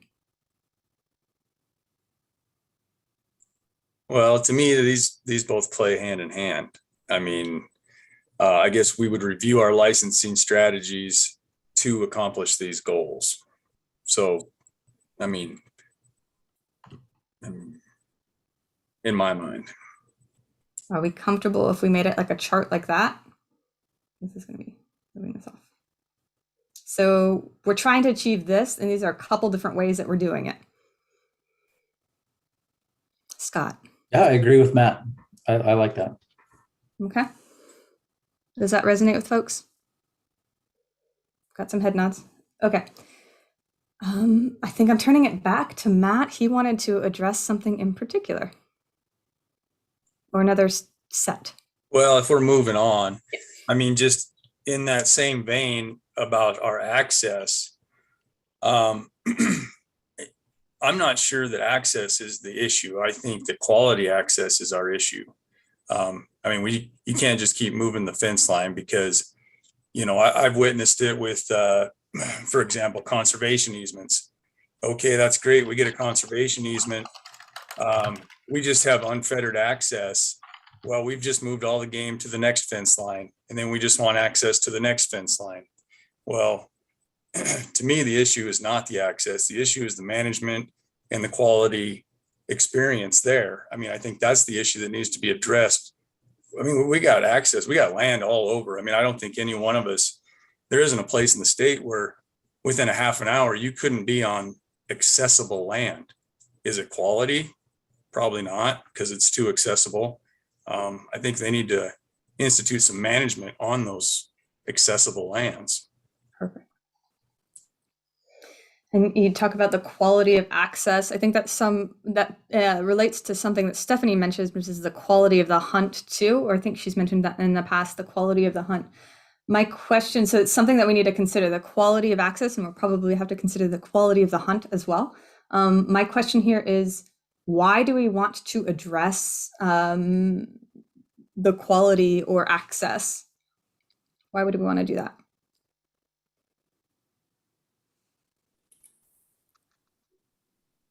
Why are we doing that? Well, I've got Scott, but I'm not sure if that's a residual hand. Matt went off mute. No, okay. And then Druska. So Druska and then maybe Matt. So access for landowners becomes an issue because there are programs that FWP has that are only allowed for landowners who allow access. So game damage hunts would be one in particular. Mm-hmm. And brucellosis mitigation is another one. they aren't as excited about helping you with those issues if you don't allow access. So from a landowner perspective, I think access carries kind of a stick. And so you have to so I think that's why access is the biggest issue it is.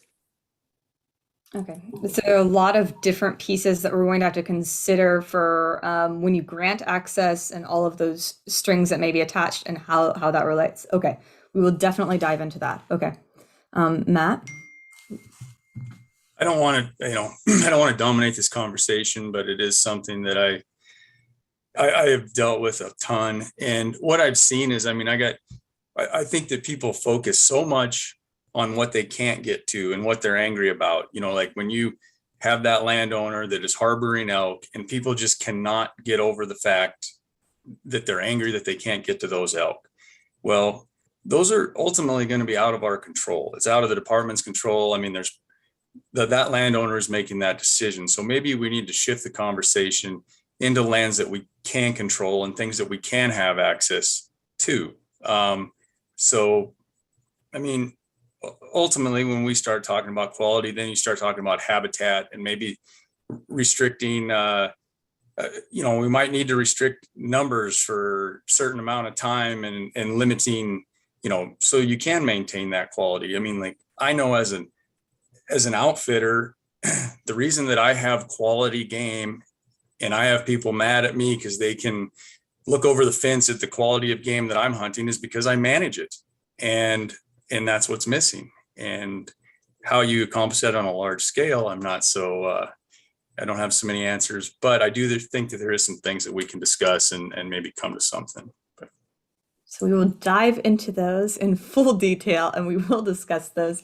I want to circle back to this idea of, we talk about addressing access, hunting access in particular. We talked a little bit about the quality. We've talked about the different strings that are attached. We've talked about how perceptions are, right?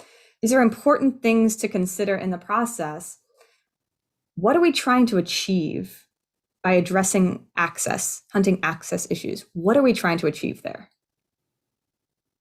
I know, Ian, you had your hand up, but I don't know if that was you took it down. So what are we trying to achieve by addressing hunting access issues? Chuck. Well, hunting access issues are a major concern of FWP. Otherwise, access wouldn't have been listed as one of the 4 pillars that we're to address. So, we need, there's you can define access a lot of ways. There's a lot of access, but it may not be easy access. What qualifies as access and what are you getting access to? I think it's a valid point that Matt brought up. You get access to one section of land and we've got a lot of people that want to be there. They get there, they move the land, they move the elk to the next section. So this is going to be one that's going to take us some time to work through. I'm not sitting here saying I have the answer. One thing that I think in all of this that we need to keep in mind is we need to deal with the situation as it is now, as it's real. There are lots of places that are not accessible, and they're not going to be accessible. I don't think, because I don't think there's incentive enough coming from the public sector to get on some of those lands. So let's work on the ones that we can get access to. And there may be some incentives that we haven't thought about or that we haven't utilized to get on some of those lands. But some of them we're not going to get on, folks. It's just not going to happen. So let's deal with the situation as it is really, and then work from there. Thank you, Chuck. So I think what I'm kind of hearing in the conversation that we've had is getting access or the opportunity to access land where you can hunt, have the opportunity to hunt, is good kind of just in itself. That's something that we just should deal with. We should just figure out. Is that kind of what I'm hearing? Aaron's nodding. Going with Aaron. Chuck is kind of on board. I don't know how to interpret that, Chuck. I'll try. Okay. So maybe that one's one that we just sort of hang in the space. I got a couple nods. I got a undetermined gesture from Chuck. Are we good with that? Could you rephrase that just to clarify a little bit? I'm not clear what you're. Yes.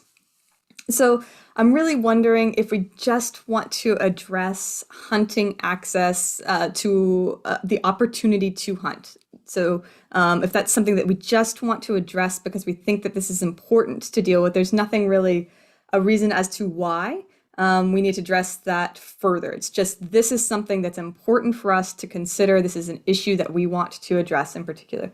So hunting access for the opportunity to hunt is something that we want to address. Chuck and then Ian. So I think access is important to address because it can ultimately help us attain our other objectives, which are over objective elk. Access could help with that. Access could help with our disease concerns in some of those areas that have diseases. And access could help us with crowding on public lands. So I think it's a pillar of our discussion, and it in and of itself, I don't know if it, without connecting it to these other things, it doesn't mean much. But when you connect it to some of our other concerns, it's a key issue. Okay, so it's like a keystone issue that we should probably consider addressing. So it attaches to so many different things that it's just something that we might need to tackle in particular. Ian. I think, yeah, I guess you were saying that do we need to address hunter access, period? I don't think that's an issue in the state at all. Like Matt was saying, I think he's spot on that, like, it's not a matter of having a place to go, it's having a quality place to go. I don't know. I mean, address, hunter access issues. It's probably not a bad heading, but that quality of access could, I don't want to stomp on what you have to say, Matt, because I think it's really, really valid, but that quality, addressing, issues with quality access, maybe that's one of the bullet points down below that. I mean, that addressing access issues. Well, quality is definitely one of those issues underneath that, because I mean, it's the same, I share the same sentiment up in Northwest Montana. It's not just private land, it's public land also. I have, everybody wants more public land, which I'm, 100% in agreement with, but like, more public land is definitely not my issue. It's a quality experience on that public land. So, okay. Yeah, I don't know. Maybe, I mean, if you want to just have that catch-all item, I mean, addressing access issues, is probably a decent description that all this stuff can fall under. Keep it simple, but quality access, yes, that's a very, very valid point that he brought up that needs to be expounded on. So it seems like this one's an important one, and I know that Stephanie's brought it up in the past. She's nodding her head too about the quality of hunt, not necessarily quality of access, but the quality of hunt. Let's turn to Druska. I think that there's something that we need to tweak or change, or just specifying this a little bit more. So Druska. I just think that, regardless of our views on access, I think the public perception of access out there is that there's not enough. And as long as that's the perception, whether it's the reality or not, I think this group will have to take some time to at least address something about access, or the public will feel like we didn't do our job. And maybe that's okay. I just think the perception is out there.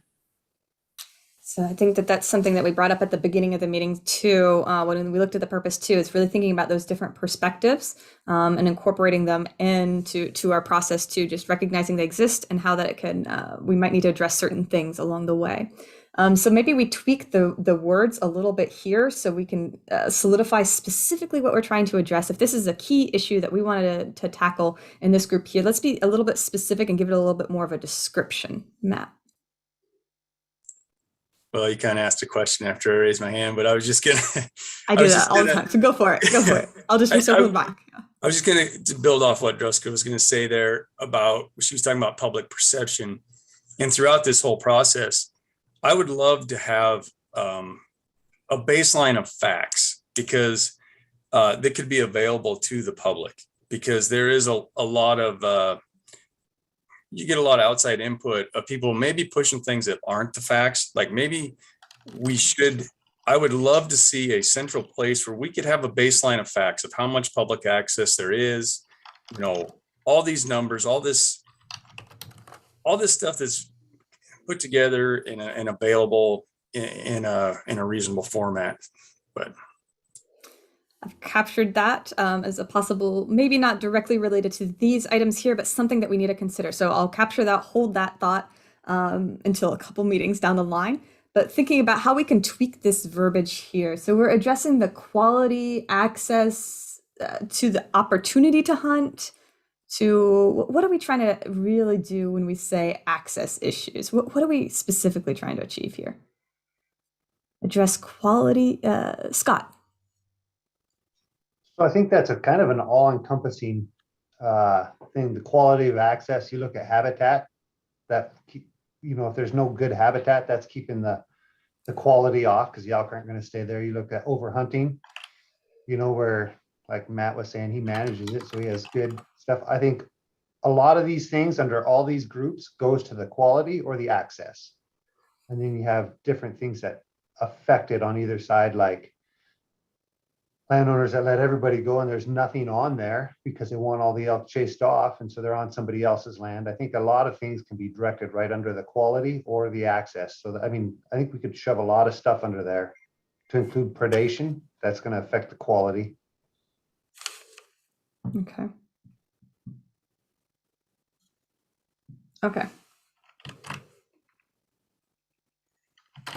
I'll put predation up here. Really quick. Wow, am I spelling? Okay. I'm not spelling correctly right now. And I know that I am going long, so we will take a break shortly, but I just want to quickly circle back and just solidify this one before we move forward.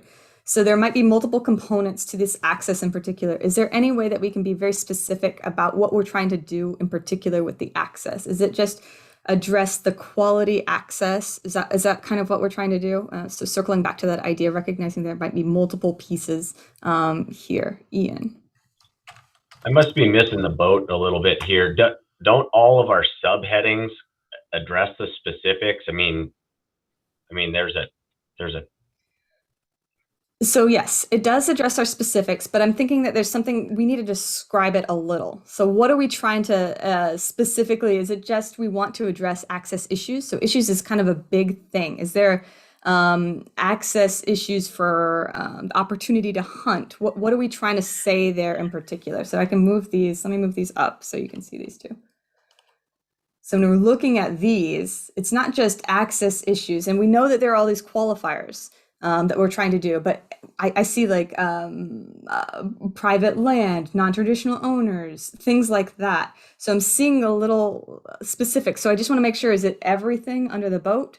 Or is it, can we clarify a little bit? What are we specifically trying to do here, Matt?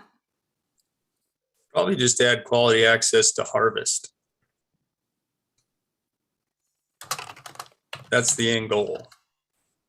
Is that what we want to do?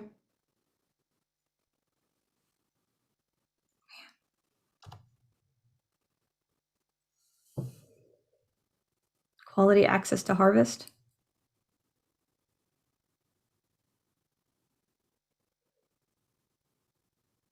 Sound reasonable?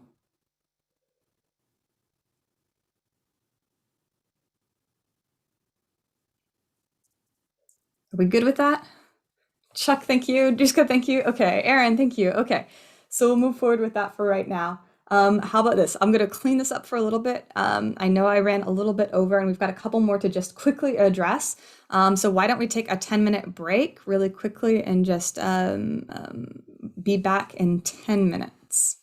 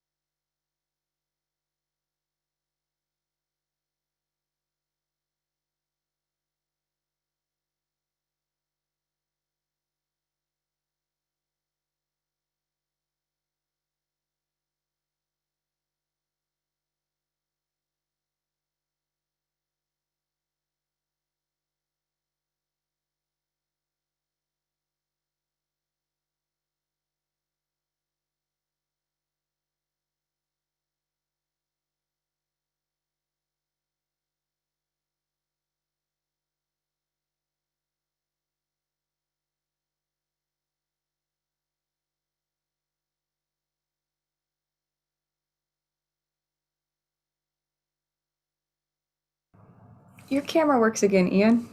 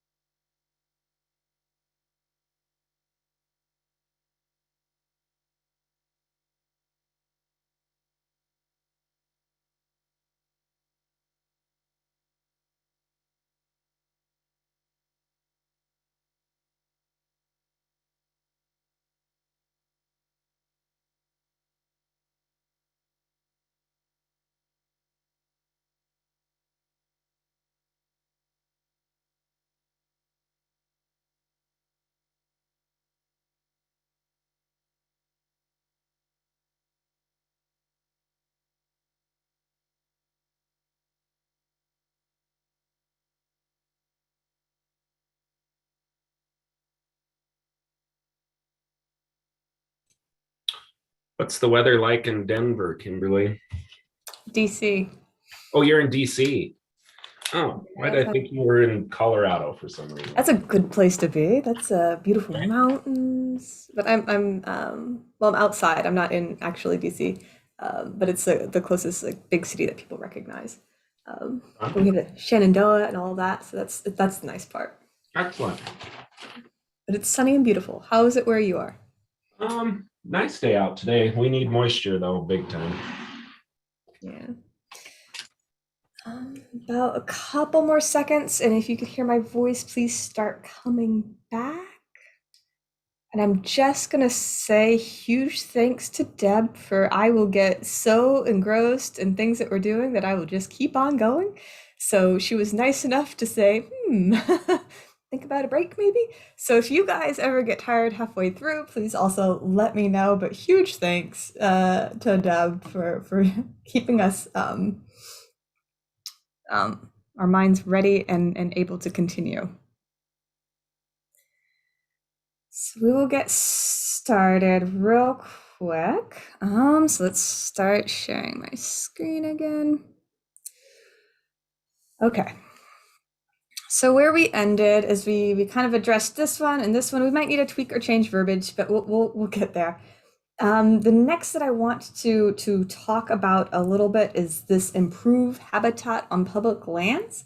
So I'm curious, I'm gonna make you a little seasick. I'm gonna scroll up because the strategically redistribute is sort of here and it's making this like tree I'm curious if I can move this up here and sort of say that's a piece of that puzzle. So improve habitat on public lands. The reason we're doing that is to increase the possibility of having elk on public lands, and that kind of gets to your strategic redistribution of elk.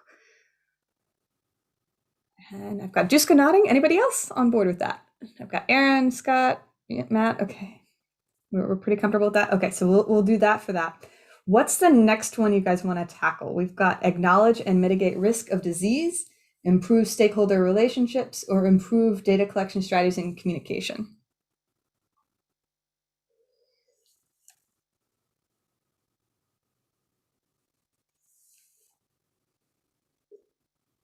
How about I try one more and see what you guys think?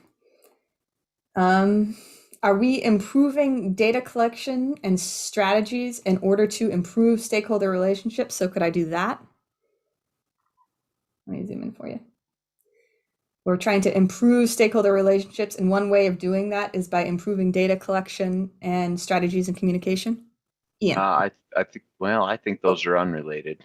Those are unrelated. Thank you. Thank you. I think they're unrelated enough. I mean, I think communication goes into stakeholder relationships, but the data collection, perhaps not. I think the goal of that FAR column wasn't as related as to combine, but I might be off base on that.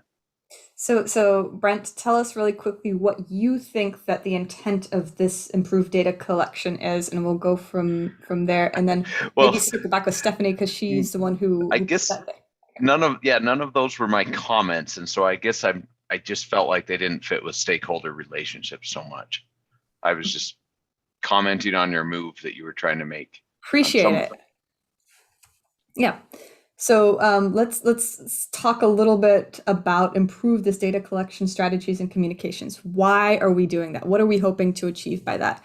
And Ian, I see your hand up, but I'm going to pause and say, can we jump to Stephanie if you're comfortable, because she added that component that Brett was mentioning about the communications component, or she helped label this one, and then circle to you. Would you be comfortable if I did that, Ian?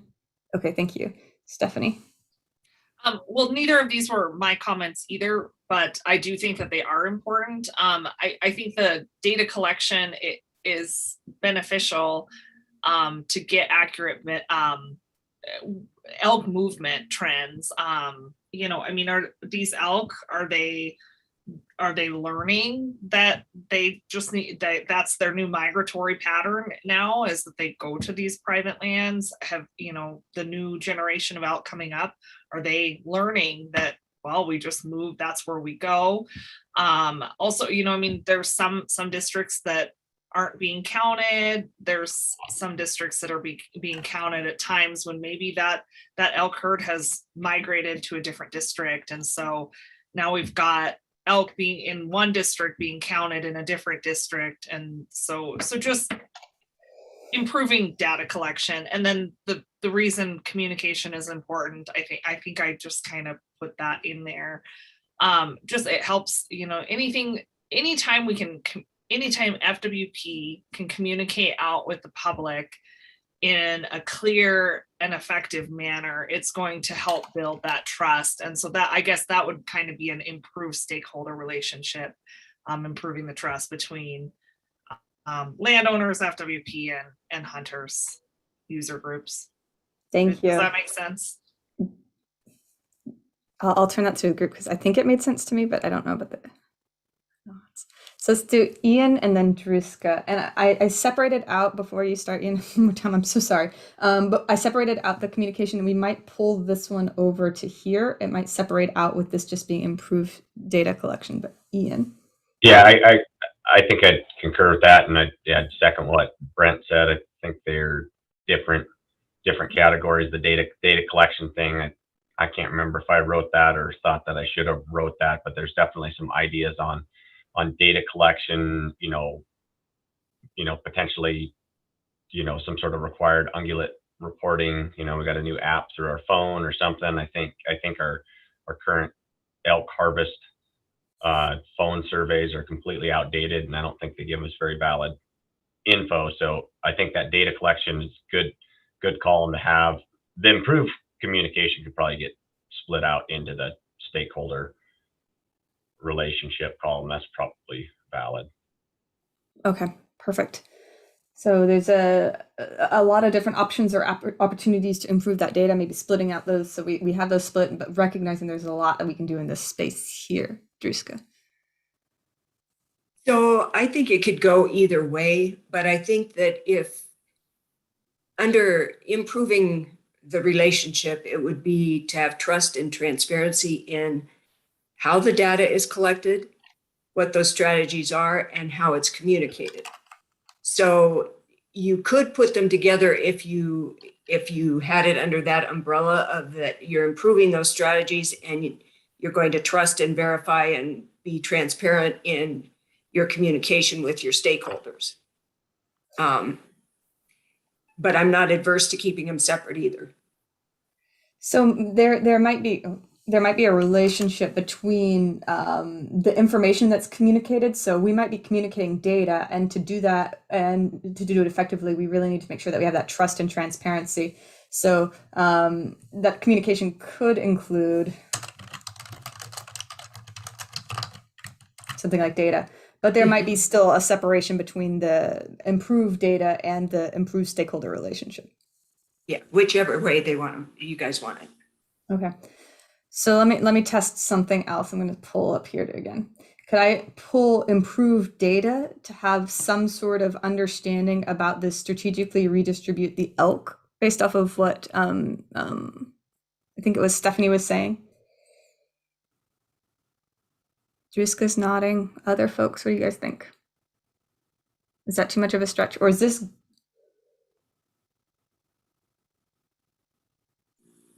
Let me rephrase. I know that Stephanie mentioned a little bit of this, Ian mentioned a little bit of this, and then Druska also mentioned a bit of this. What are we trying to do when we improve our data collection strategies?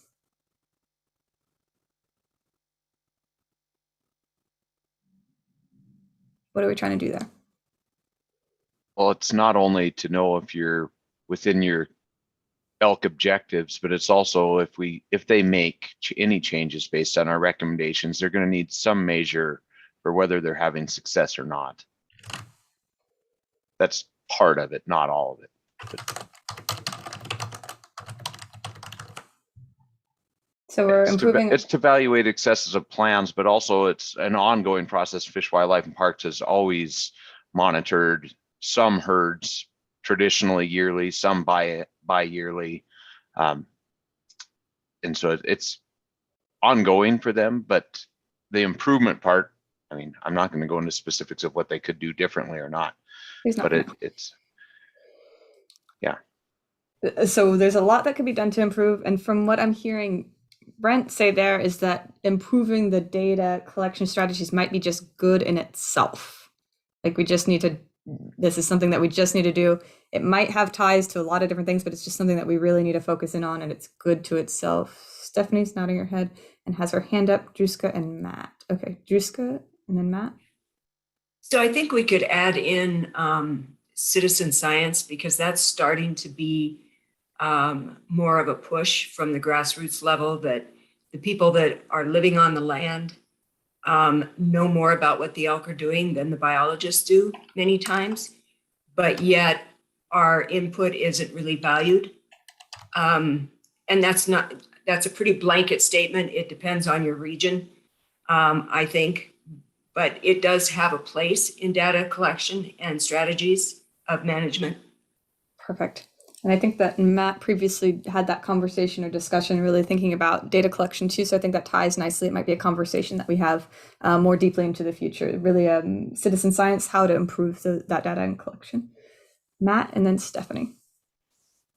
I don't know if, I don't know how you make any decision. I feel like we fall into the trap of making a lot of emotional decisions based on anecdotal,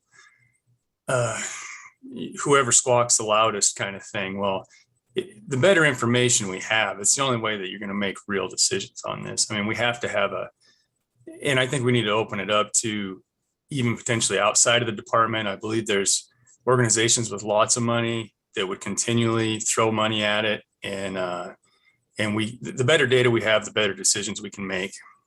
Okay. Great. So I think that we're sort of circling around the improved data collection strategies is something that we need to just talk about as part of our recommendations, is something that's good that we need to do. Stephanie.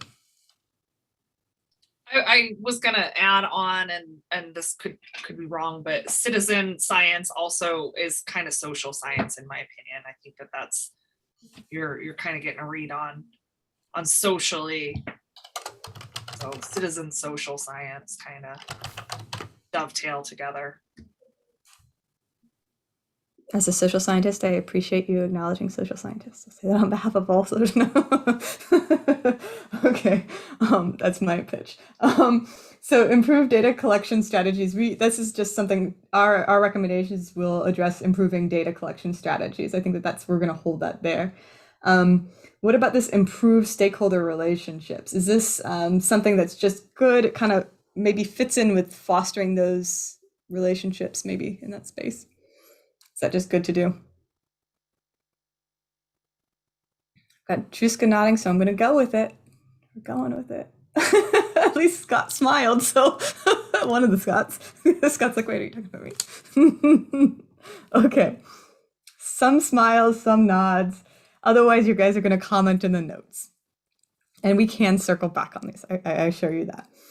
Last one I want to make sure we touch on is acknowledge and mitigate the risk of disease. Druska. I think, Stephanie, you have a residual hand. Druska. So I have a lot to say about disease, but the last bullet under there where it says FWP taking responsibility for brucellosis transfer to cattle. Boy, in a perfect world, I would like them to have to take that responsibility, but I don't think that's realistic. They need to help mitigate it, and they need to make sure programs and money stay in place to help mitigate it. So by money, I mean FWP and DOL partner on, the bison management, which keeps bison out of the picture for us, with the exception that they're the reservoir. And they work on programs like the hazing or elk management removals, kill permits, those kinds of things, some fencing tools. So, and DOL, Department of Livestock, pays for all the testing. And there's some general fund money that's paid for that. Per capita money pays for that. I'm a little unclear as to whether FWP has to help pay for testing. But all of the mitigation strategies that we have, none of the cost of those should fall on the landowner because of a disease that is self-sustaining in elk. So we'll really have to discuss landowners, the effect that's happening, especially with disease, cost, those different factors that are occurring because of that. That's something that's going to be central in our discussion about our recommendations on this component in particular. Okay, definitely taking note of that. Are we in a place where we're saying that acknowledging and mitigating risk of disease is just something this group needs to address in our recommendations, something that we should be working for? Race? Yeah, I kind of agree with Druska on, where we're at with that disease. I'm a little disappointed in FWP and in the fact that I personally think a majority of their money is spent monitoring where the disease is growing and how that's spreading around, but we're really not doing mitigation work. And, as it applies, I think, to our charter, especially in these areas where elk are over objective, that's a real risk to us landowners and those that are conducting livestock businesses within that DSA. And so, I think at least we need to understand that, or I think FWP has to make sure that we get quotas back in control, especially, in all of our areas that are over objective, but especially in those where there's this reservoir of disease. And, outside of that, it's a complicated issue for funding and, things like that. But once again, it poses a lot of risk for all of us around the state, but especially those, that are over objective within the DSA. And Brent, you probably have a lot of good things to say on this, so it'd be good to hear your comment.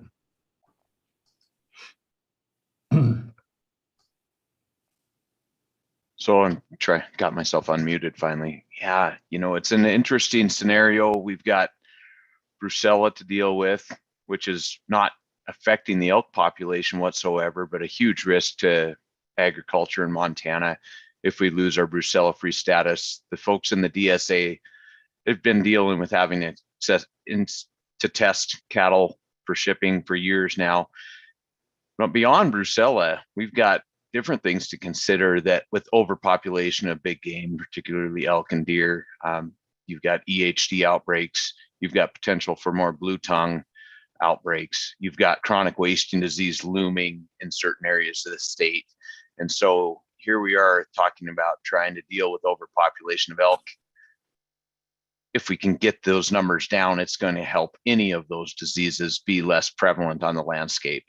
If they don't become addressed, some of those diseases, brucella won't take down the elk population substantially, despite causing abortions. It's just not as widespread enough to do so.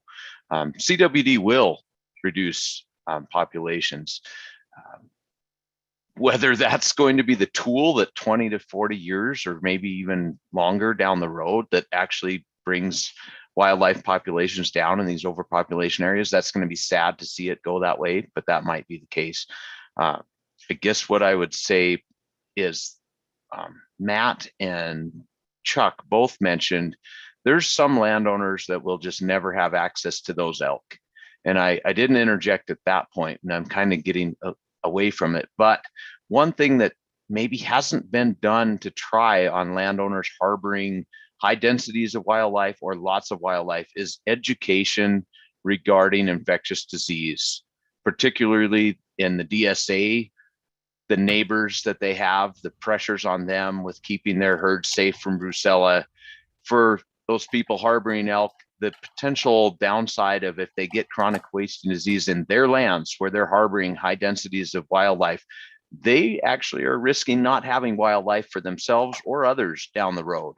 And if there's anything to convince a landowner that isn't allowing hunting or public access, perhaps it's, look, this isn't a good thing long-term for you to enjoy your elk either. Even though they're tolerant of them, disease is a big concern. So for being a friendly neighbor to help mitigate it, for the betterment of wildlife long-term, maybe we can educate those landowners that aren't interested in allowing access to those herds. If you want specifics on disease, I can certainly go into them, but I think I'll go back to Druska's overview.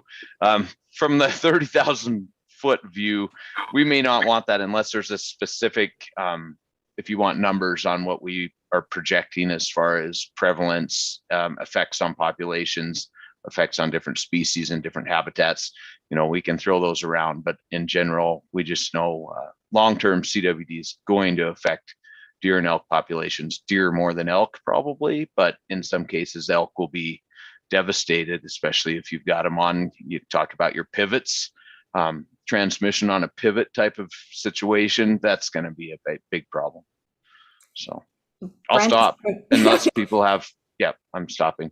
He's going to be our resource, and we are going to pick his brain when we get to these recommendations. I really am hearing a lot of reasons why we need to address or mitigate disease, but I'm not hearing a reason as to, like I'm hearing reasons for doing it rather than a reason to do it so much. So I'm thinking it's good in itself and just something that we really need to address in particular when we go forward with our recommendations. We might need to tweak the verbiage a little bit, but I'm thinking that this is something that we just hold as something that's important for this group, as what I've heard as of thus far. Druska, I don't know if you have a residual hand or not, and then Chuck also has his hand up. So I'll call first on Druska and then Chuck. So the other thing that I wanted to mention that isn't on here, FWP's had a number of papers done by their biologists on brucella. And one of them has involved risk assessments. And so I think that it would go a long way for ag producers if they felt like FWP and their risk assessments wouldn't come back to bite them in some punitive way.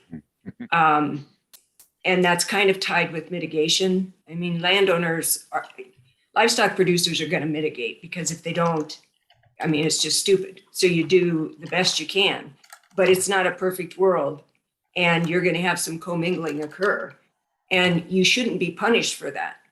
And if in a risk assessment you get a certain number because of where you are and how many elk you have, that's punitive.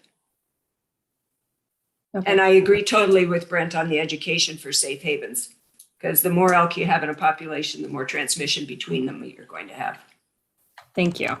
So really thinking about the risk assessments that are done and the effects, the punitive effects, and also making sure we have that conversation and a discussion about large herds and where they are. Chuck, and I think that after Chuck, I think we might just transfer this over and say this is something that we're going to consider. But let's hear from Chuck real fast and see what his thoughts are. Actually, I think I'm going to defer my comments. Till we take a deeper dive, which we will be doing, won't we? Yes. Take a deeper dive into this. I do have some thoughts on following up on Brett's comments. So I'm done. I'm done. Thank you, Chuck. Yes, we're definitely going to do a very deep dive. I know this is not always the fun part, clarifying all of these different pieces, but it's actually quite important for the process overall. I'm going to stop sharing because I'm going to have to move things on the board. Stop sharing. I'm going to move things really quickly. It's going to take me about 2 seconds. I just don't want to get you guys somewhat seasick in the process. So I'm going to just move things really quickly and show you what I have. Okay. Habitat on lands. Okay. Sorry, I planned this originally with the break, but then realized we did not give you a real break. So what we have, and I'm sorry, they're different sizes right now. Give me just a second. Our main things that we're going to address are going to be kind of at the top, right? And so those are these big ones up here. Let me change this color for this. So really thinking about strategically redistributing the elk and redistribute hunters. What that means is really thinking about increase hunter opportunity to harvest and increase the harvest on public land. A couple strategies or ways that we could do this are reviewing licensing and alternative hunting strategies, or improve habitat on public land. So those are some possible things that we could explore, but there might be others as well. We'll adjust the quality access to harvest. We'll acknowledge and mitigate risk of disease. We'll improve stakeholder relationships, and that could also include that communication component in particular too, and improve the data collection strategies. So our big ones that we're really dealing with are these 5 up top. Knowing we have all of that detail below it, but these are our big key themes that we're focusing our recommendations on. Does that resonate with you? Does that seem reasonable to you? Got Juska nodding. Brent, I can't interpret your expression at this point in time. Matt is nodding. Aaron's nodding. Okay, I've got lots of nods. Okay. My only thought, my expression, I think I was thinking really hard about, does this have to be our top 5? Or are we only allowed, if we're only allowed 4, there was one, the data collection maybe not as critical as the other 4, but it's critical, so we don't want to lose it. But sometimes I have trouble telling if you're dropping things or prioritizing things for sure. And I guess that improved data collection strategy would be a lower priority for me than the other 4 sticky notes you've got. Okay, so you've got a couple. I know Matt's nodded, Stephanie's nodded to that. we're going to take these and we're going to evaluate them to the nth degree. So I want to be clear about where we're going. We're going to take those big 5 ones and then we're going to say, what does success look like more or less for each of those? So if this is one that you're kind of like, we might not have a lot of time and it's one that we want to push to the side for now, we could circle back to it later. We could do that, but I'm going to turn that to the group in particular. And then afterwards, Chuck had his hand up, so I'm going to circle back to him. So are we saying for now, maybe just put a pause on the improve collection strategies, the data collection strategies? No pause. Do it. Okay. Matt nodded, do it. Druska, I think, was in the same space. We'll hold it. We'll continue forward with it. And then if we are like, we're not getting anywhere, or we need to focus somewhere else, we'll do that. But we'll adapt as necessary, and we'll circle back to refine these as needed as well. Chuck, you had your hand up. No, I missed a bullet point there. It's covered. Okay. So now I'm going to stop sharing. We're going to turn it over for what we did last time, having the discussion on public comment in particular. A question was posed to them, similar to what we're going to do in the second half of today. We did acknowledge that in our overview of what we were going to do and how we were moving forward, was going to probably take a little bit of time in articulating our values and vision. So that's kind of where we are, and it'll take a little bit of time. And we'll adjust how we move forward after that. But for right now, if you could listen to what the public has to say in particular, the question that we posed was what key factors are reviewed and considered in the development of a good recommendation that balances hunter and landowner interests for elk management. So that was the question that they were given, and they may choose to respond to it, may choose not to, but that will be the next question that we focus in on a second portion of the meeting. So it'll take about 30 minutes, and I'll turn it over to Deb. Hi, yeah, we had, I think, 16 people or 15 people sign up, and it looks like 5 are in attendance to provide comments, either responding to that question or just providing comments in general. And I know 3 minutes doesn't sound like a long time for some people, but we're going to keep it to 3 minutes just like we did last time. And Lindsay Dodge will be, or maybe Jasmine, I'm not sure, but I think it's Lindsay will be managing the public comment. All I ask of the commenters when we unmute you is to state your name, where you are, if you are representing a group or yourself, and then also if you're a member of the sounding board. So the members of the advisory group know who you are, who you represent, and if you're on the sounding board. So I'm going to turn this over to Lindsay. Perfect. So I have the list of the registrants for the public comment. I'm going to be going down that list in the order that those registries were received. And the first individual I can identify is Steve. Is it Cole? If you're available, can you raise your hand?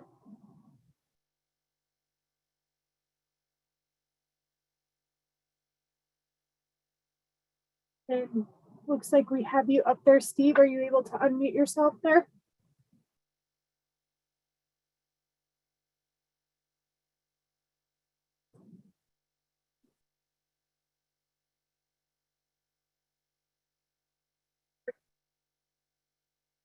To the next person on the list, Brian McCullough. Brian McCullough, you should be able to unmute yourself there.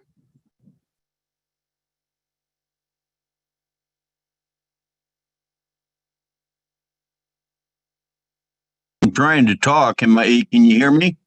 We can hear you now. Thank you. Okay. I had 2 things that I wanted to comment on after watching you this morning. First thing is I think in the general public there is a lot of incomplete, inaccurate, and negative information that is disseminated that stirs up the general public from hunting. And I think one of your areas of addressing needs to identify a way to have FWP issue a factual response to this inaccurate information that is presented both in the media, at hearings relative to legislative hearings, at FWP commission hearings, and I think this steps, the purpose of this is to deal with the interrelationship between landowners, hunters, and FWP as well. And then the second area, based on our interaction this morning, or your meeting this morning, I think data that would be beneficial would be to get the history of the sales of elk B tags, say for the last 10 years, and the growth of those sales, because part of the negative information that has been disseminated over the years is that the general public is not interested in hunting on private land to resolve the overpopulation that is, in their minds, created by the lack of access to hunt on private land. And so that would give you a perspective of the amount of B elk tags that are now being sold to the general public and how that volume has increased.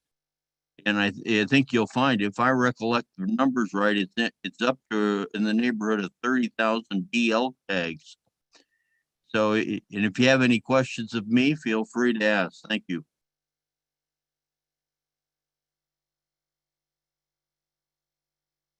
Okay, perfect. The next individual I see on our list is Eric Kalska. Should be able to unmute yourself now. Hello, my name's Eric Kalsta. I'm from north of Dillon, out on the Big Hole River. I'm a rancher. I want to address your specific question because I've been watching you this morning, and I think you guys have been trudging through a lot of stuff, and I feel for you. Our specific issue here is we allow a lot of hunting, but we regulate it, we manage it to get the highest level of success between our hunters. And we have a difficult place to hunt. I mean, basically you have to walk into public through us. It's a lot of walking, a lot of elevation gain. We have a lot of guys who come in and do it. And we have a small herd. You know, in our area, we normally get 7 inches of moisture a year. The last 2 years, we've got about 3.5 per year. So we've had this elk herd that's been growing, and they've had a 2-week opening every season, where the first 2 weeks everyone can shoot a cow. The problem is the people, if bulls are available, tend to not shoot cows, and it hasn't been really addressing population problems. So we see this other places in the state. And Fish and Game, I mean, I watch wardens, I watch biologists struggle with their ability to respond to different areas and to outside political pressures within the organization. And right now, this elk herd that we have is suffering from parasite infections because they've gone through heat and feed and water stresses for the last 2 years. And last year, out of 9 that we harvested in one area, 3 had sarcocystitis, which we haven't really seen before. And we're seeing a lot of, on our game cameras, we're seeing a lot of issues with health in this population. We didn't have enough winter to kill them off. We tried to have a damage hunt. That didn't do it. I guess what I'm saying is I think Fish and Game needs the flexibility and the ability to move quicker to deal with some of these populations, because our little mountain can effectively hold about 140 elk in a good year. And we're currently over 300. Now, the Fish and Game planes and counts won't tell you that, but I've counted them coming out of our field. The people who have hunted here have counted them coming out of our field. I lose about $60,000 a year on a normal hay year to elk. So I'm a rancher who will tell you right now that I'd much rather have wolves because we are not getting these elk dealt with. You know, if I lose a few sheep or a few cattle to wolves, it's going to be a hell of a lot cheaper than all the forage I lose. And I realize that Fish and Game has a tough job to do, but often I feel the fact that, you know, we like to pat ourselves on the back that Fish and Game is fully funded through tag revenues. But I often feel like maybe people are making revenue-based decisions, not science-based decisions. And that's an uncomfortable thing to say because I've got a lot of friends in Fish and Game, but I think that's something else that we kind of have to review moving forward. So I just dumped a lot of stuff on you there. I'm sorry about that. Enjoy the rest of your day. Thank you.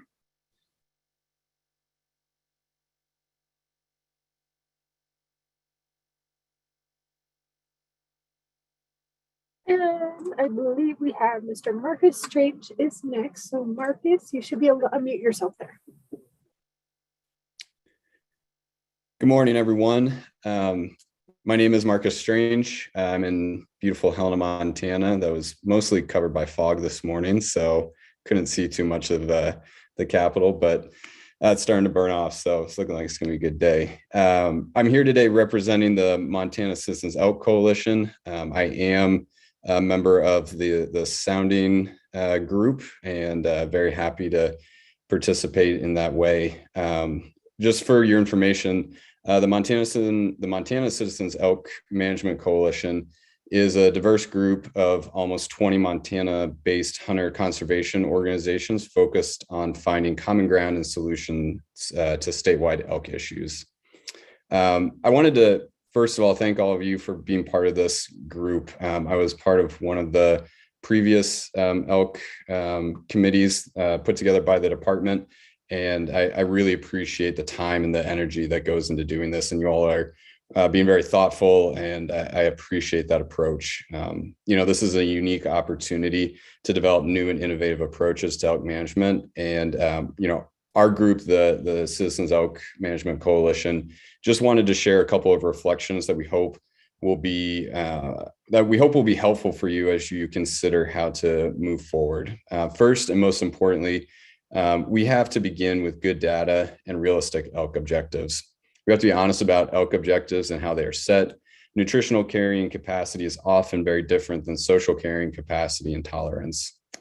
Second, season length and structures are critical issues. I really appreciated the discussion about that this morning. You know, clearly imbalances in hunter distribution often lead to problematic concentrations of elk. Improving this issue requires a more strategic approach that improves hunter distribution and harvest success. And at some point, we have to realize that more pressure on the elk and the land isn't helping achieve the management goals. And it was really refreshing to hear you all acknowledge that and incorporate that as part of this discussion. Further, we need new and innovative approaches to elk management and need to stop looking at solutions that have been failing for the last 10 years. There needs to be an acknowledgement that more B tags is the only solution that's been brought forward by the director's office so far. And more B tags and shoulder seasons will only continue to add more pressure to the issue. So we urge you to develop new and innovative and creative approaches as your charge from the department states. Additionally, access to elk is key. Hunters want access to elk. It's not necessarily about access to a specific plot of land, but they want access to elk. And so we have to find ways to manage and allocate our elk resources equitably amongst all user groups. And then our final reflection for you was that we hope that this council looks upon the work of past groups in terms of finding acceptable avenues to move forward and continue to work with the guiding principles document that was produced in 2020. That list contains a lot of the hard work that you all are undertaking now. So use the wisdom of past councils to help inform and improve our new EMP. And I'll just say again, thank you so much to all of you. You're doing great work, and it's been really fun to listen in. So thank you. Thank you. All right, so hoping to pop back to Steve Cole. If you're available, you should be. Yes, can you hear me? Yes, we can. Yeah, I'm Stephen Cole. I own the Montana Mexican John Ranch based out of Harlowton, Montana. I am a out-of-state ranch owner and an out-of-state hunter. However, that said, I'm in the state, about 6 months or 5.5 months or whatever. I have a suggestion and I bought the ranch predominantly for hunting, then got into cattle, which led to other, things. So it's a full bore cattle operation, hay operation, everything else. I have a suggestion that, again, from a perspective of an out-of-state ranch owner and trying to get the out-of-state combination license. Last year, 14 of us put in, 7 of us did not draw the tag. I was one that did not draw the tag. This year, 7 of us, actually 8 of us put in for the tag and 5 of us drew because we had 2 preference points. Something that I would be open to as a ranch owner would be in the month of December to allow, pick a number, 3, 4, 5, 6 cow B tag hunters to hunt on the ranch for cow elk. So thus helping, reduce the number of cow elk. But in exchange for that, paying the full price, but getting a guaranteed big game combination license at full price. So the issue also, as an out-of-state person, you basically have the residents against the non-residents and the ongoing battle. That concept there does not take anything away from a resident person because you're not adding additional tags. You're just taking and allocating, out of the 17,200 combo tags, you're guaranteeing one of those to a landowner that allows X number of folks to, cow B tag hunt. Okay, so that's a thought process that would motivate somebody like me. Another issue that I've heard numerous times today is the issue of trespassing. It's kind of a joke, the violation for trespass fees. It's, I feel that the violation has to be much higher in terms of dollar monetary. And I also feel that the loss of license for a period of time is important. But I think that needs to be addressed. And I also think if you have 100 logical people that understand the issue with the trespassing, I think all 100 would agree that that has to be increased in terms of the actual fee to make someone think about going across your land, trespassing. When I first bought the ranch, I had gates, I had fences cut, I had a cow shot, just as a spiteful cow shot. They were actually a bad shot. They shot her up too far in the front, so she lived. But I mean, there are issues that go on. And, at one point in time, before they increased the trespass fee, I believe in the last legislative session, I think it was $125. So basically, it's almost like, hey, I'll write you out a check. I'm going to trespass on your place. Fish, the game warden comes. Here's a check for $125. I'm going back in. So anyway, that's my thought there. But then the last comment I'm going to say is I do think long term, as you have more hunters, more out-of-state influence, I do think there needs to be more funding available for game wardens. I know our game warden in that area, Nick Taylor, very well. And I mean, these guys run ragged, trying to stay on top of things. So, I think your time is up. What's that, ma'am? Oh, at this time, your time is up. Oh, okay. That's all I had to say. Thank you. All right, so we do have 2 individuals that are just call in. I'm going to go ahead and allow the last 3 digits of the phone number is 326. If you could identify yourself, sure would appreciate it there.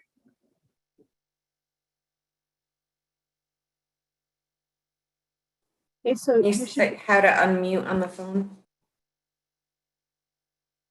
I believe you're going to hit *9, *6. Let me confirm that. Yeah, good morning. This is Thomas Baumeister. Can you hear me fine? Yes, we can hear you. Yeah. Again, Thomas Baumeister. I'm currently the vice chair of the Montana chapter of Backcountry Hunters and Anglers. I'm a former employee of Montana Fish, Wildlife, and Parks. I worked there for 20 some years.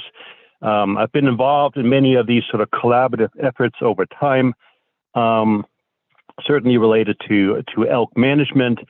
And I'm just really here not advocating for a particular position, but I'm here to offer, any kind of assistance. I've done a fair amount of work in the realm of public trust. So should you ever find yourself in a position of really wanting to, perhaps learn more about public trust, and how it interfaces with private property rights and sort of government governance principle, that sort of stuff, I would be more than willing to be part of something, if it is helpful. So that's really all I want to say here. And I also want to just sort of underscore what has been said before, how much we all appreciate you folks, spending all this time, thinking about these issues. This is incredibly difficult, complex, nuanced. I can sort of feel your pain. You have 40 some issues there on the table, and I can see all these boxes moving up and down. I've been there. I hear you, and I really appreciate what you're trying to do. It is really through conversation, through discourse, through dialogue, in person or remotely, where these new ideas sort of can emerge and then flourish. So we're just here to supporting you. We are a member of the sounding board.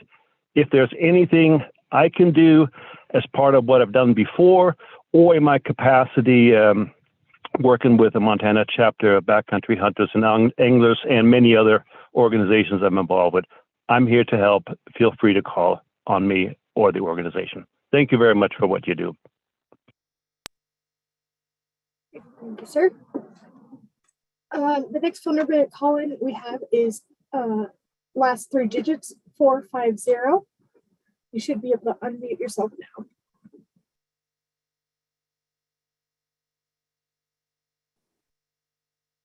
You can Star unmute. 9.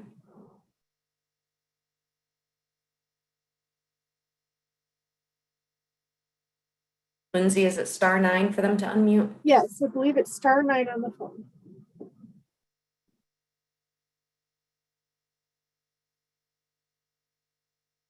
Try star 6. Oh, there we go. Yep. Hello. My name is Nate Thompson. I'm out of Ramsey, Montana, and I'm here just representing myself and my daughter, so that she can have the same experience growing up that I did. So where some longtime Montana family ranches used to allow for public access and deserve a tremendous amount of thanks and support for doing so, a growing number have now been sold to out-of-state interests not aligned with the tradition of Montana hunting. Look to Utah and Colorado, where elk ranches fence populations in, then name and highlight individual bulls on social media. You want to shoot this particular bull, that will cost you this much money. But that's the bull you're there to shoot, no others. That is not hunting.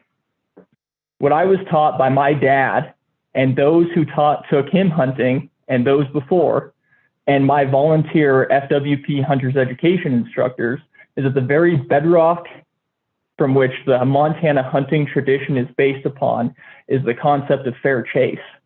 I would ask if anyone on this committee still has a copy of the Fair Chase book you're provided in your Montana Hunters Education class.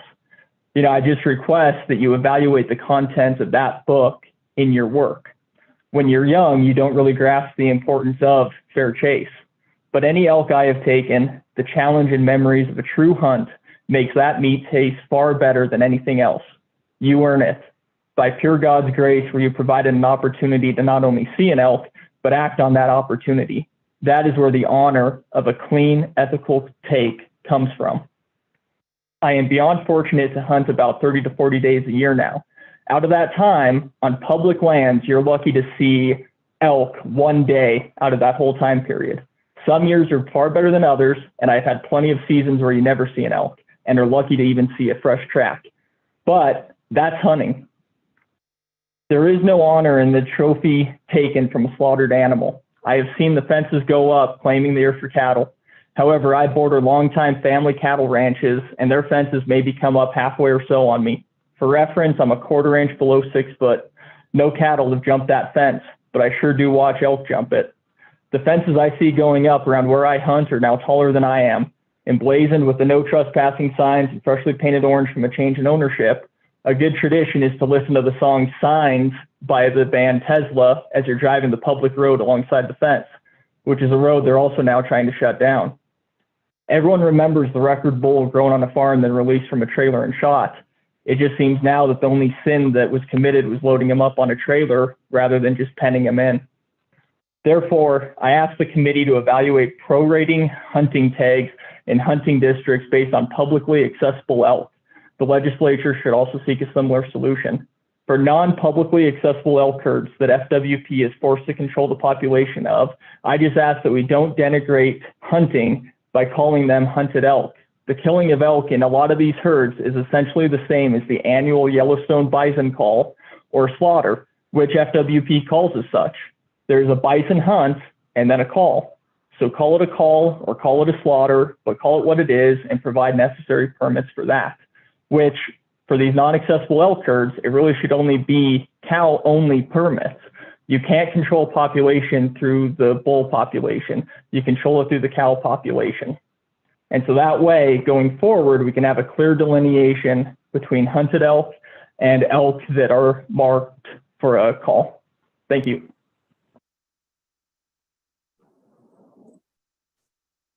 That completes our public comment portion of today. Thank you, Lindsay. Thank you. So any quick reflections that, Chuck, you have your hand up. Is Eric still on the phone? I think they Yes, he take is. them off once they're off. So no. No, he's available. Oh, he is. Okay. Eric, if you can hear me, this is Chuck Ryan. I was interested in your comment that you're losing about $60,000 a year per year to the elk. If you wouldn't mind, could you elaborate a little on that and how those losses are coming, and if that's a annual expense that you're receiving? Yeah, thank you. Yes, that has been going on for over 10 years. This year, the expenses would be much higher because of the price of hay. What happens is the elk, because of our dry area, the springs start to dry up.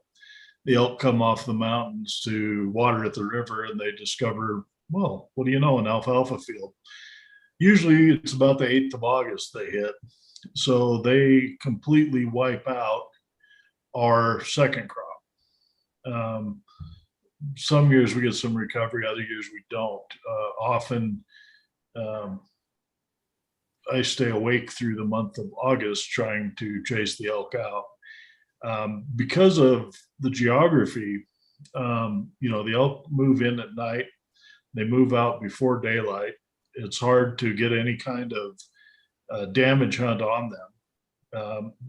In the summer when they're hitting 80-degree days, by the time they're back up on the mountain, someone would have to shoot an elk and retrieve it in an area that's largely only foot or horseback accessible. You're spoiling a lot of meat. So that kind of leaves you with what I believe the last guy was talking about, and what I've promoted for years is cow-only hunts with a bull draw, which I think would also probably give you a better management of your trophy animals. But long story short, we don't have a lot of ways to deal with these. And what I have chosen to do is to bring my sheep and cattle in and graze those fields rather than hanging them, which puts me in a position where I have to buy hay to get through the winter. And this last year with $300 hay, Yeah. That's basically untenable. That's real interesting, and I appreciate your candor in sharing that kind of information with us. And good luck to you. Hopefully we can find some answers. Thank you. Appreciate that discussion. Stephanie, you have your hand up. I do. This is for Steve Cole. I'm just not sure if Steve's aware about the 454 program. I think that sounds like it would be a very good fit for him to explore the 454 program. That's where, in exchange for some hunters, some public access, you can get guaranteed one of those combo license. Thanks, Stephanie. But doesn't, under that program, isn't that the stipulation could not be for only cows, correct? It have to be full bore, everything, bulls, cows, etc. I'm not really sure. I think you would need to call FWP. I think everybody's individual agreements are a little bit different. So again, I would encourage you to reach out to FWP and see if it's a good match for you. Yes. And that, what was Steve, the number on that you cited there? It's the 454 program. and Steve, it doesn't have to be bulls. It could be cows only.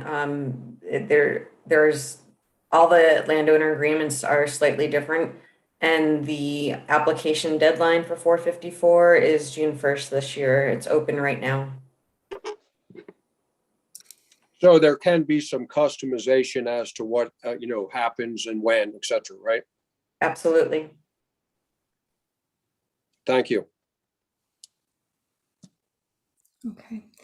So we don't have a lot of time to get to the next portion of our agenda in particular. Do appreciate the interaction and discussion, especially holding this space so that we can have those conversations with the public and pull in our thoughts and feedback specifically on point. I do want to jump into what we're going to do next, just to give you an idea, an overview. Then what I'm going to do is sort of an abridged discussion. And then I'm going to ask you to do some work externally so that we're able to move things forward too. But I do want to get a sense and a pulse of the group here in particular. Would you be comfortable with that as a step forward? So doing, giving you a quick background, having a bit of a discussion, and then maybe pulling some information from you guys in our next meeting. So you might have to do a little bit of work externally.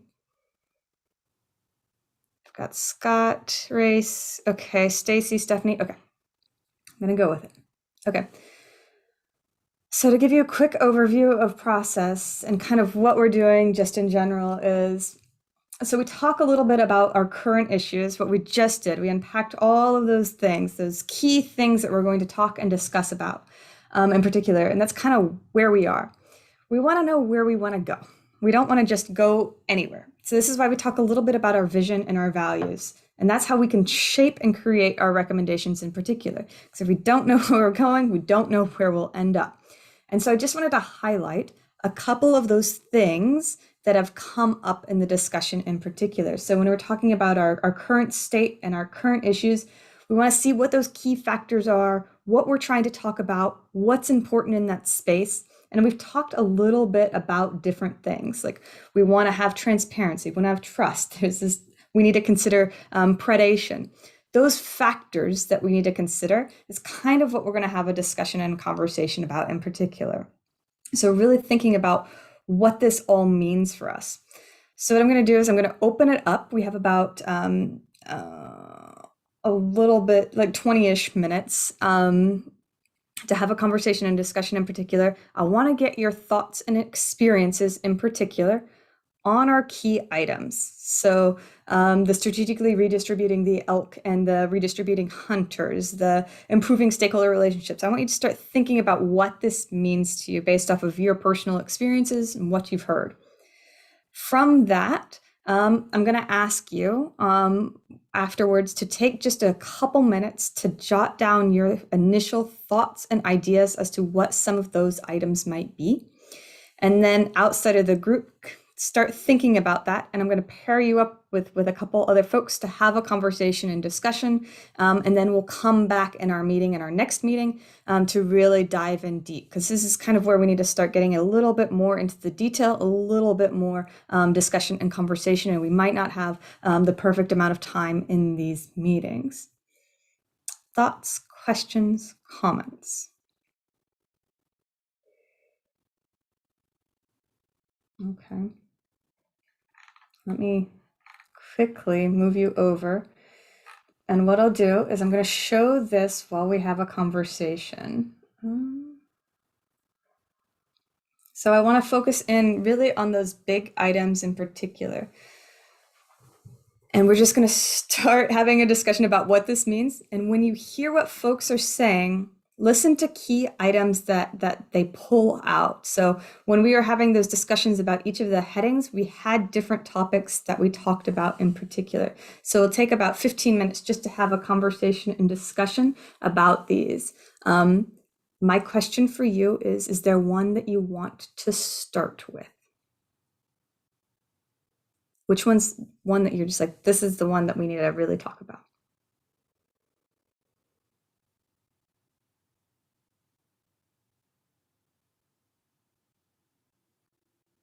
Anybody really interested in one?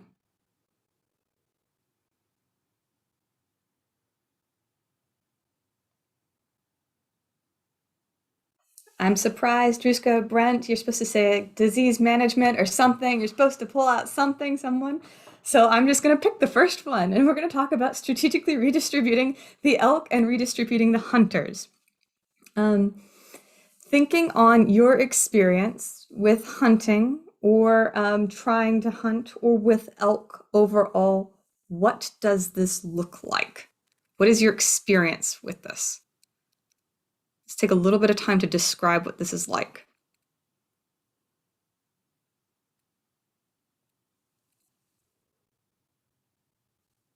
This is going to be the longest 15 minutes.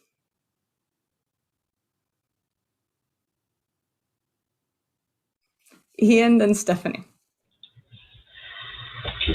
I guess, yeah, strategically redistributing elk. I mean, I think, to me, there's been a lot of comments,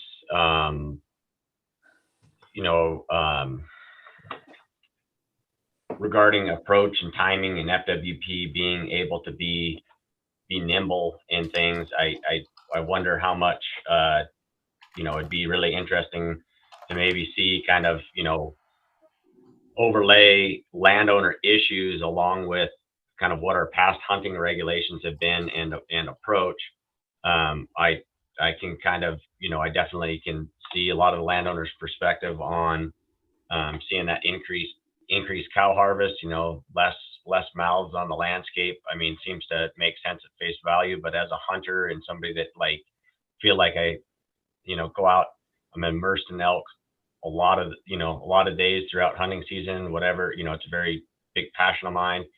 Elk are a very smart animal, and, it's definitely how we put pressure on these elk, results, can have varied effects. You can have, say there's 5,000 elk in this unit, and you could kill 4,000 of them, but the remaining 1,000 are still, are completely concentrated on public land, and that doesn't fix the problem for these landowners. So I guess strategically, yeah, looking at things that actually address the issue, try to get the elk back where they belong, and and not through regulation not create additional issues for landowners. Thank you, Ian. A couple of things that I just want to pull out that I'm sort of hearing from that is really thinking about the approach, maybe timing, how nimble things are or flexible things are, and really keeping in mind those unintended consequences, how those pressures can have different effects. So Stephanie, then Chuck. So I guess one thing that I've experienced over the last 5 years, again, is overcrowding. And so again, that's pressuring those elk harder onto the private land. And I think FWP has traditionally just been like, well, now there's more elk, so throw more tags, throw more tags, throw more tags at it. And in our previous slide, more B tags was up there multiple times. And I don't think that that necessarily is fixing the problem. There are ample opportunities to purchase B tags right now.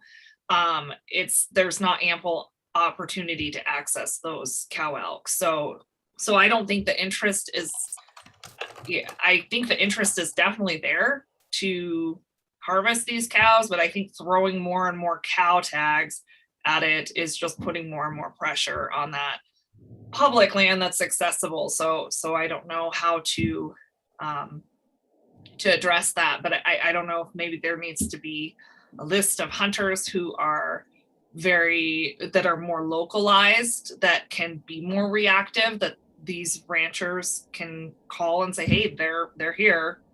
And there's some trust there on those folks, but I think just throwing more tags at it is not a strategic way to redistribute the elk. So I'm hearing a little bit of that issue of reducing that overcrowding seems to be something that we need to discuss in some space. And then that access to the cow elk in particular might be also something that we need to take into consideration. Chuck.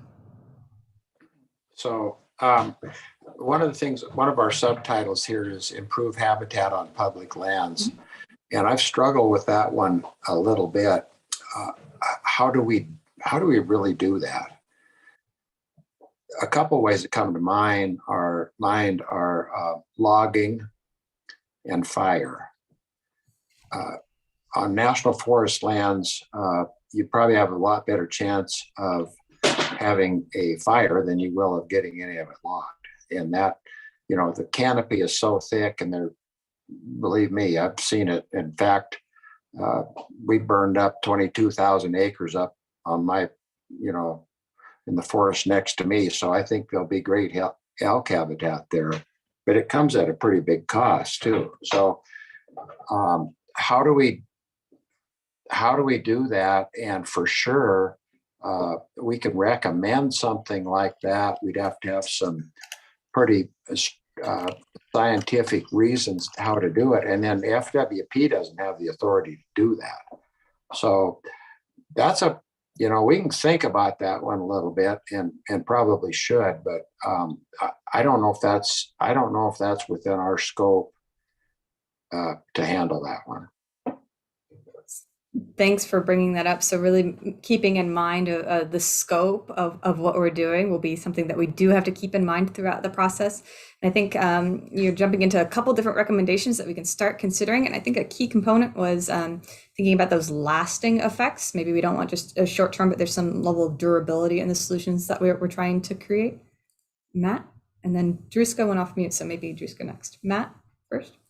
Yeah, I think, Chuck's right on with, improving habitat on the public land is going to be a challenge. But, what I think the answer to a lot of this is to incentivize landowners, incentivize maybe block management, the habitat on the block management. And then, like Stephanie was saying, like loosen, having people ready to go at the right time for problem, like for elk hunter or for landowners when the elk are on their place. If we had some type of a system, just like she was talking, I think that's a great idea where you've got a list, a pre-approved list, because it's a lot to ask for landowners. Like when you got elk on your place, just to throw the gates open and bring on the army. I mean, it turns into a wreck every time. And if there was some coordination prior to if it was organized, the harvest is going to be better. It's going to be a lot cleaner for everybody. But so I guess my takeaway on this are incentivizing landowners and maybe giving them a little bit more control than we're giving them right now. Okay. So really a key item I think that I'm hearing is that we need to think about those landowner concerns. We need to start thinking about what's of issue, what's motivating, what are the incentives to those landowner concerns to highlight those. Druska and then Race. So within the brucellosis work plan, they finally came around to, instead of having to go with the first 10 hunters off the roster or whatever to come in and help you, that you could do 25%, I think, of local hunters. Because what was happening for us is we'd have elk one day, we'd call the hunter from Trout Creek, they'd drive all night, get there, and there'd be no elk. So you're absolutely right that, something needs to change in how you would access hunters on a more local basis, because some of these hunts are very small, the acreages are small, and you need to have somebody nimble and be able to get there. I'm curious about what you said, Chuck, that FWP can't do anything about habitat. I didn't know that was the case. So can you tell me how that they can't improve habitat on public land? Yeah, well, I don't think they would have the authority, Druska, to go into to national forest land and say, we're going to start logging here, or we're going to do some firing or those kind of things. They would certainly have authority on, well, not authority, but it'd be easier to get authority on state lands. Okay, I got you. Yeah, so I was thinking of in my Forest Service. Yeah. In Forest Service. State lands, certainly some possibilities there. BLM and Forest Service would be a reach, I think, for them to have access to habitat improvement. Gotcha. So the other thing I would just pose to the group and anybody that lives by the wildlife management areas, and for us, we live by the Dome Mountain one, and FWP has a field there that we actually lease and have for 30 years. But what has changed is that, and it's supposed to be winter range, so the whole second cutting, anything that grows after your first cutting is left for elk. But what has changed now is that the elk are in there in July and August, and they eat their winter range in the summer, which then puts more pressure on landowners, as they come down to the valley floor. So one idea I would have is that if the WMAs are receiving pressure at the wrong time, is there some way to, fence or mitigate that usage? You shouldn't have 200 head of elk on the Daly Lake field in August. That should be more of a December, January issue.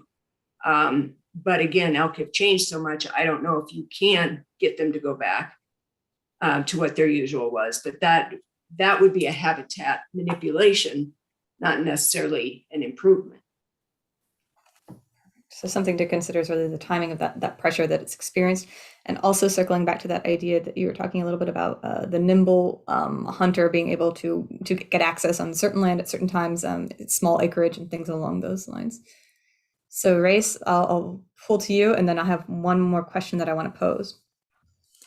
Well, I think, since I raised my hand, Druska and Chuck both have kind of hit on the points a little bit, but the first, maybe one thing that I've learned in my meetings last week, working real hard, like you said, with our wildlife biologist, is that, he's opening more tools this year than we've had in the past. And I think we hear about like this 454 program, and Stephanie, you brought that up, and I don't think that's a new program. A lot of people think it is, but it's a very old program. And, maybe we just need to be able to utilize the entire toolbox, and maybe have an emphasis. And I know, there's quite a bit of stuff out there, but I think all of our units are so different. Talking to producers, and I've had some pretty long conversation with landowner, especially here in our area, and their issues are all different. So I think we need a lot of tools. One thing I want to follow up with on Druska's, as far as what we can do to improve habitat, I will tell you one of the negative things, and I agree with what she's saying on the winter areas. What we find in our area is that the elk follow our cattle. As we've improved our grazing management and done things, they don't go to set aside pastures, whether they're game ranges for winter habitat. they are going to follow and eat the more tender and higher quality feeds, even within our public land rotations. And so these areas that are set up without, use and total deferment really kind of backfire. They end up being not used until there's nothing else available. And so I think that might be one area where, FWP could maybe strategize and instead of just having these management areas being entirely, devoid of grazing on livestock, for instance, or burning or whatever it is, they could do some strategies, implement some strategies that would get that forage in a higher quality scenario so that the game wants to be there, at least at some time. Anyway, I just kind of follow up on what they said. Perfect. So maybe a consideration of the different factors that will encourage elk to go to certain locations, what that might be overall, thinking about what those are. But a key component or key factor that we might want to pull into the future is really making sure that we promulgate whatever we're developing. We make it public, we make it aware, those different strategies that are available too. So that may be a key factor to consider. Stephanie, I'll go for you. And same like with what Race was saying, that we have some great tools. I think that maybe some of them need to be adjusted, and maybe just made so they're more tailored locally. Again, like damage hunts, they're very effective, but we've got hundreds and hundreds of people putting in from all over the nation for these damage hunts, and they can't get there. So maybe putting like a mileage restriction. So somebody from Lewistown isn't number 250 on that list. They're higher up on those lists, so they can be accessed quicker. Just more localized solutions. I think, again, I mean, we're a huge diverse state, and those local strategies are going to work well for the local areas. So really taking into consideration the local, and that kind of ties back in with what Dusko is saying about being nimble and having that access to hunters. And I think Ian mentions being nimble as well. When we think about the distribution of hunters and elk in particular, and the conversations and discussions that you've had, what are some concerns that folks have told you about? Like, this is an issue.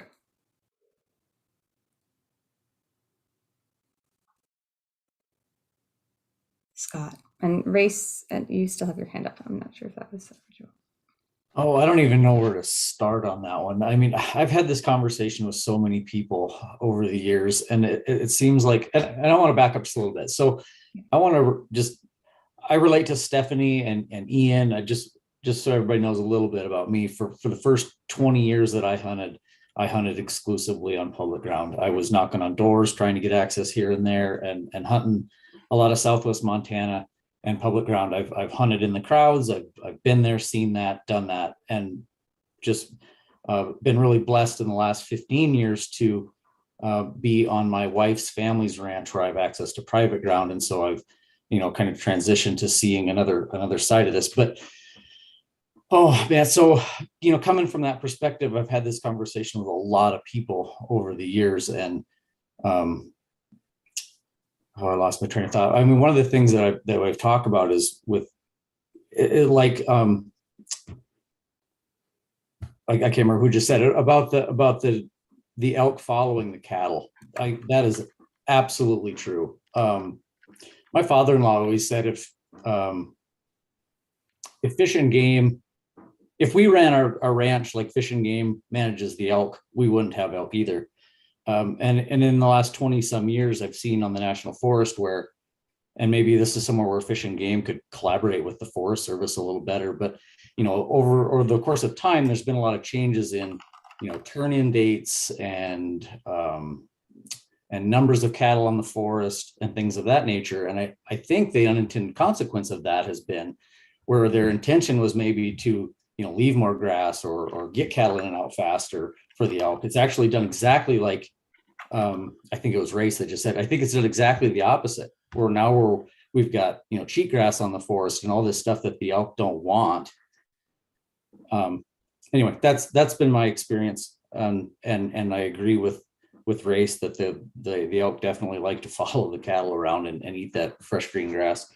I think I had more, but I lost my train of thought. If I think of it again, I'll stick my hand back up. You just leave your hand up and I'll circle back to you periodically. Just kidding. So yeah, thinking about those concerns that you've heard, and I think that Scott was really emphasizing the unintended consequences seem to be something to highlight. I remember what else I was going to say. So the conversations I've had with a lot of people are, why should we come and hunt a shoulder season when you won't let us hunt the regular season? And why won't you let more people on? And it's always, if you have too many elk and you feel like there's too many, why don't you let more people on? And I don't know what it's like for everybody else, but for where I'm at, I can let 20 people on every single day, and it's not going to make a difference. When the elk are here, the elk are here, and when the elk aren't here, they're not here. And so, coming up with a solution where, the timing, getting hunters in when the elk are here, being able to harvest more when the elk are here. Well, your question was, what kind of conversations have you had? And that's been a recurring one for me is, I think some of the public bristles a little bit at like the shoulder season, thinking that they're getting pushed to the end of the season to help landowners. And it's really not that, in my opinion. I think it's just trying to get more opportunity, because as a landowner or as someone that's on the land, you know what you have and when you have it.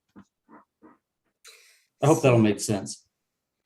It seems like we've talked a couple times, so I'm saying that this is probably a key issue when we're talking about the distribution, is the timing of when elk are where they are and how to make sure that I'll pair this with another concern, having those landowner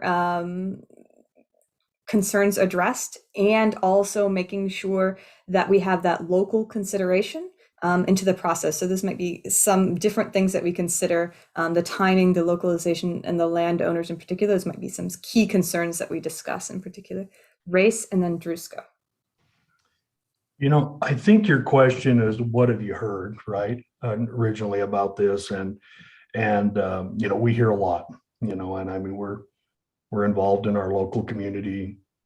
What we hear from landowners is there's disrespect.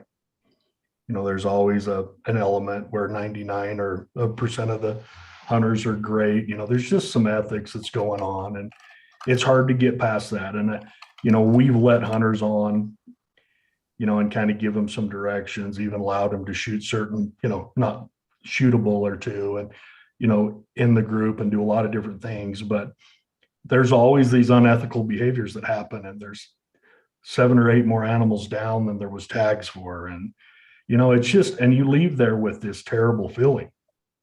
And so, I've been involved in that, and I hear that. And I also hear from the public, so those of you that are public hunters, and, they feel like at times we only let our buddies on, right, on these deals. And so that's another thing we always hear about. And so, I think it was Scott who said, why should I come shoot a cow and help you on this hunt if you're not allowing access? So we do hear those things. We have to, we just can't turn everybody loose. And, once again, we've had a hunter shot on our land in a crossfire, allowing access on an antlerless hunt.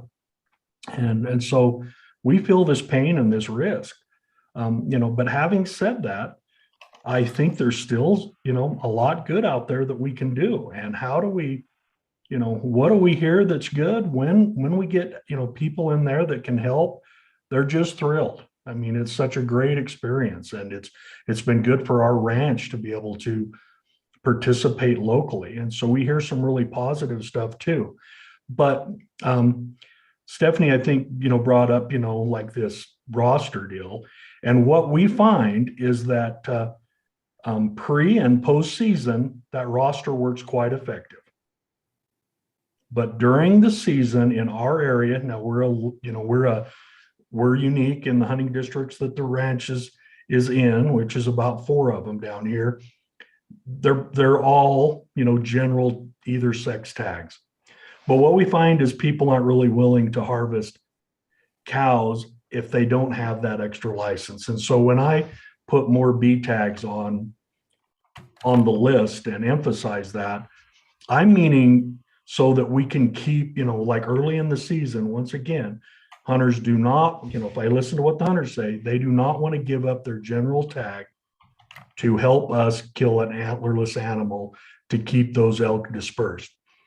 So, and then what I learned last week again from our game biologist is they have the authority to actually issue another tag, which is not really a B tag. It can be a just straight depredation tag or a damage tag. And so once again, I think a lot of these issues can be solved as we just really open the toolbox and work together. And I mean, it's a big challenge, but hopefully a little bit of time, if one neighbor makes it work. And I can't remember who was saying about a disease, I think it was Brent.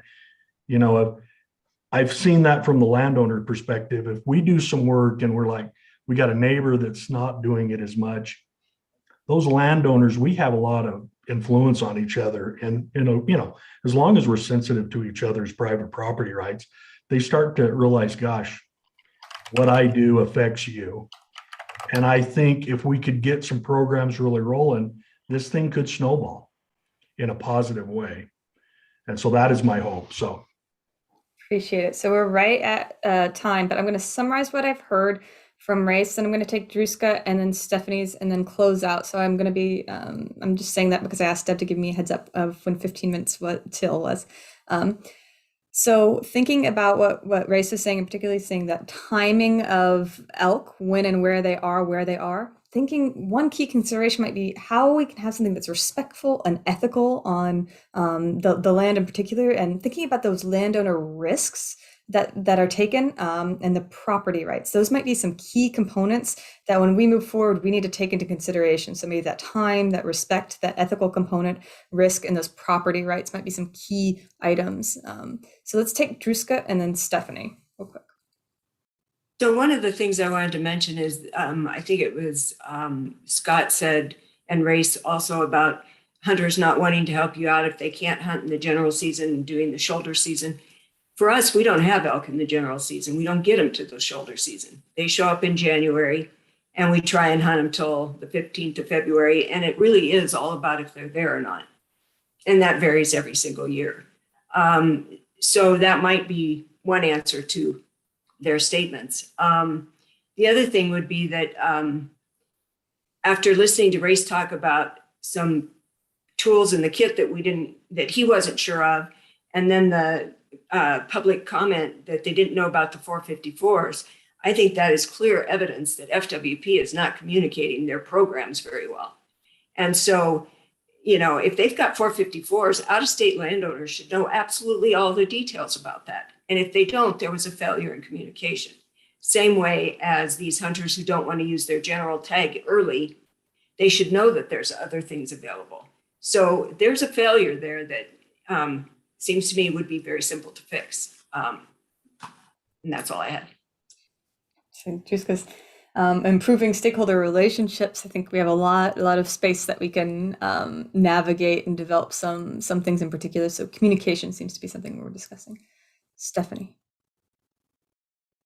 I was literally going to say exactly what Druska said. It's such a communication failure, the 454s. The fact that they're trying to make folks use their general tags on these damage hunts.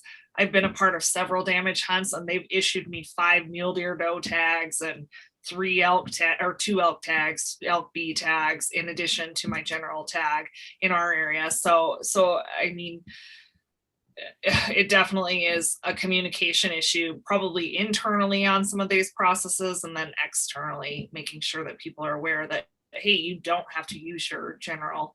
I think a lot more people would be interested in, again, participating in those if they know that they don't have to use that general. They still have an opportunity at a pool out there. Okay. So really focusing in on that communication and what that could look like into the future, making sure that the folks that need to hear the messages are really able to access the information in particular. So something that we need to take into consideration, not only for if we're developing a recommendation here, but also when we're improving those stakeholder relationships.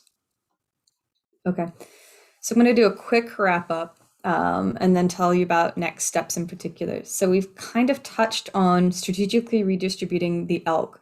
We had a general conversation about the different pieces that we've heard, and by describing our own experiences and what we've heard, we can sort of pull out the important factors. So really thinking about how to be nimble with those hunters, recognizing that we have to address landowner concerns. We have to think about those unintended consequences.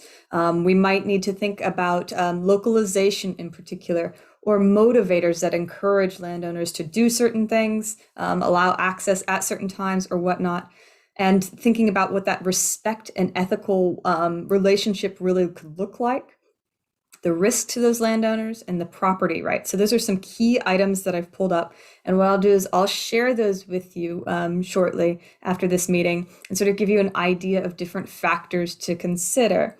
What we're going to do is look at the others. So we have 4 remaining ones in particular that we want to look at. So what I'd like you to do is sort of take each of these, so the quality access to harvest, think about what that means to you, what you've heard overall, and reflect on those key components that you think that we need to consider when we're moving forward. So what are the key things that we need to address that would lead to some successful recommendations in particular, factors that we need to consider?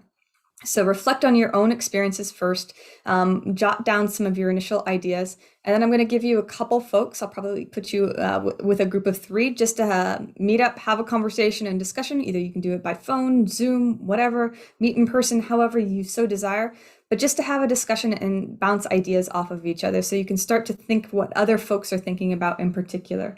I'm going to stop sharing here. So I'll give you a list of folks to just collaborate with and have a discussion with. We're going to take that information and we're going to pull it into our next meeting in particular. So it's a little bit of front loading. We get those thoughts and ideas out on the table, and then we're able to put them into the meeting right away. And what we'll do is I'll give you a spreadsheet that you can just add your information into as well. And we'll take all of that and put it into the meetings in particular. Does that sound like a good course of action for folks? Druska, you're on mute. I had a hard time using the spreadsheet. Yes. That you had sent out. Yes. So, I mean, I don't mind adding it to something, but I don't know how. Not a problem. I am trying to minimize that to the maximum extent possible. So when you work with folks, what I'll do is I'll give you the questions. You can use that. You can send it to me in email, however you want, whatever shape, way, or form. It's easiest for you. So I'm trying to minimize that to the maximum extent possible. But yes, I completely understand. I'll send it to you via email. Use whatever you want. Send it to me however you want. I will definitely compile it. Any other thoughts, questions, comments? Stephanie. I don't know how you're going to break us up into groups, but it might be beneficial to kind of do it a little bit more regionally, since we'll understand the issues a little bit more similar. I was going to completely do it random so that you could have a very diverse discussion in particular and get new perspectives and ideas. And again, maybe the group would rather have that too. I'm just throwing out that idea. Yes, I completely understand that. I'm disclosing what I was planning on doing. That's an open discussion. Would you prefer to be in regional, or are you okay with randomization? Doesn't matter. Anyone have any? Okay. If you don't care, you're gonna go random, then I'm just saying. Does anybody have any, are you guys comfortable? Is anybody not comfortable if I just do random? Chuck's nodding. I think that means you're okay with it. Okay. So we'll do that. It will help you understand different perspectives, how folks are doing in their area in particular. And then we can move to more region specific or more topic specific too into the future. Just thinking there might be certain recommendations or certain things that specific folks will have more knowledge on that we'll want to dive deep into. So we will take that into consideration. First, let's try to have fun with everybody and have those discussions. I'll send you an email to make sure that you have all the information and the steps moving forward. Are there any thoughts, questions, comments? additional.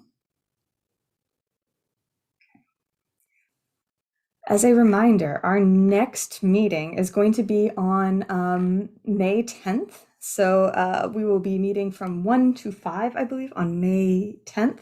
And we'll dive in, we'll finish up what we've worked on as of thus far and move forward on articulating the values to make sure that we have that clear. I do want to clarify and make sure that everybody's aware that once we finish and finalize after our next meeting, we will be sharing that information specifically with the sounding board. My initial thoughts are to send out a survey to the sounding board to make sure that if we're eliciting their feedback, we're able to incorporate their feedback. We do have 200, I think Deb said 240 or 250-ish people who are on the sounding board. So just thinking about how we want to get that information and what's going to be most useful processing it. So if we have 240 responses on 5 different topics, that might be a lot of information for you to process. So I'm going to sort of say, maybe think about a survey. So I'll give you some ideas on things that we should pull out from the sounding board in particular. But if there are any key items that you want, please think about what those will be for our next meeting in particular.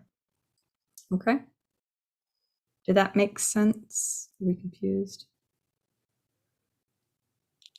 Okay. So those are our next actions. I'll send you the notes. I'll send an email out to the folks that weren't here, such as Heath, to make sure that they look at the decision charter. We'll make sure to circle back with the idea of a full in-person meeting, and I will send out the notes and action items for you in particular to focus in on. Ian, Druska, and Aaron are going to work on thinking of how we can streamline the external communication in particular, making sure that we're responding to all information quickly and efficiently. And I'll provide some questions that you can consider for evaluating how to develop a strategy for that. And Deb, you're on camera. Do you have something to add, Deb? Or okay, just wanted to touch base. So we are almost at time. Are there any last questions, comments, or concerns?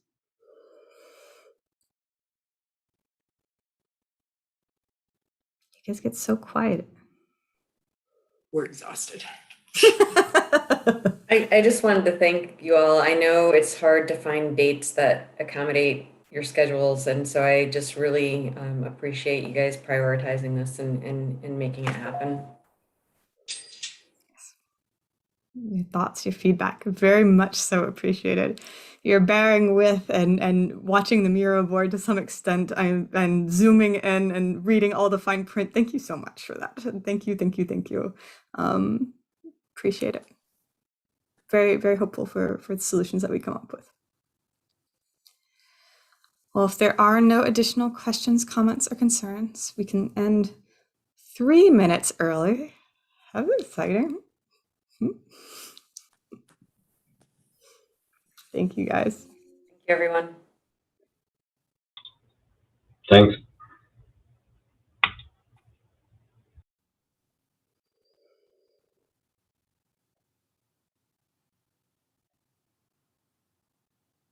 I'm gonna head on out. All right, thanks.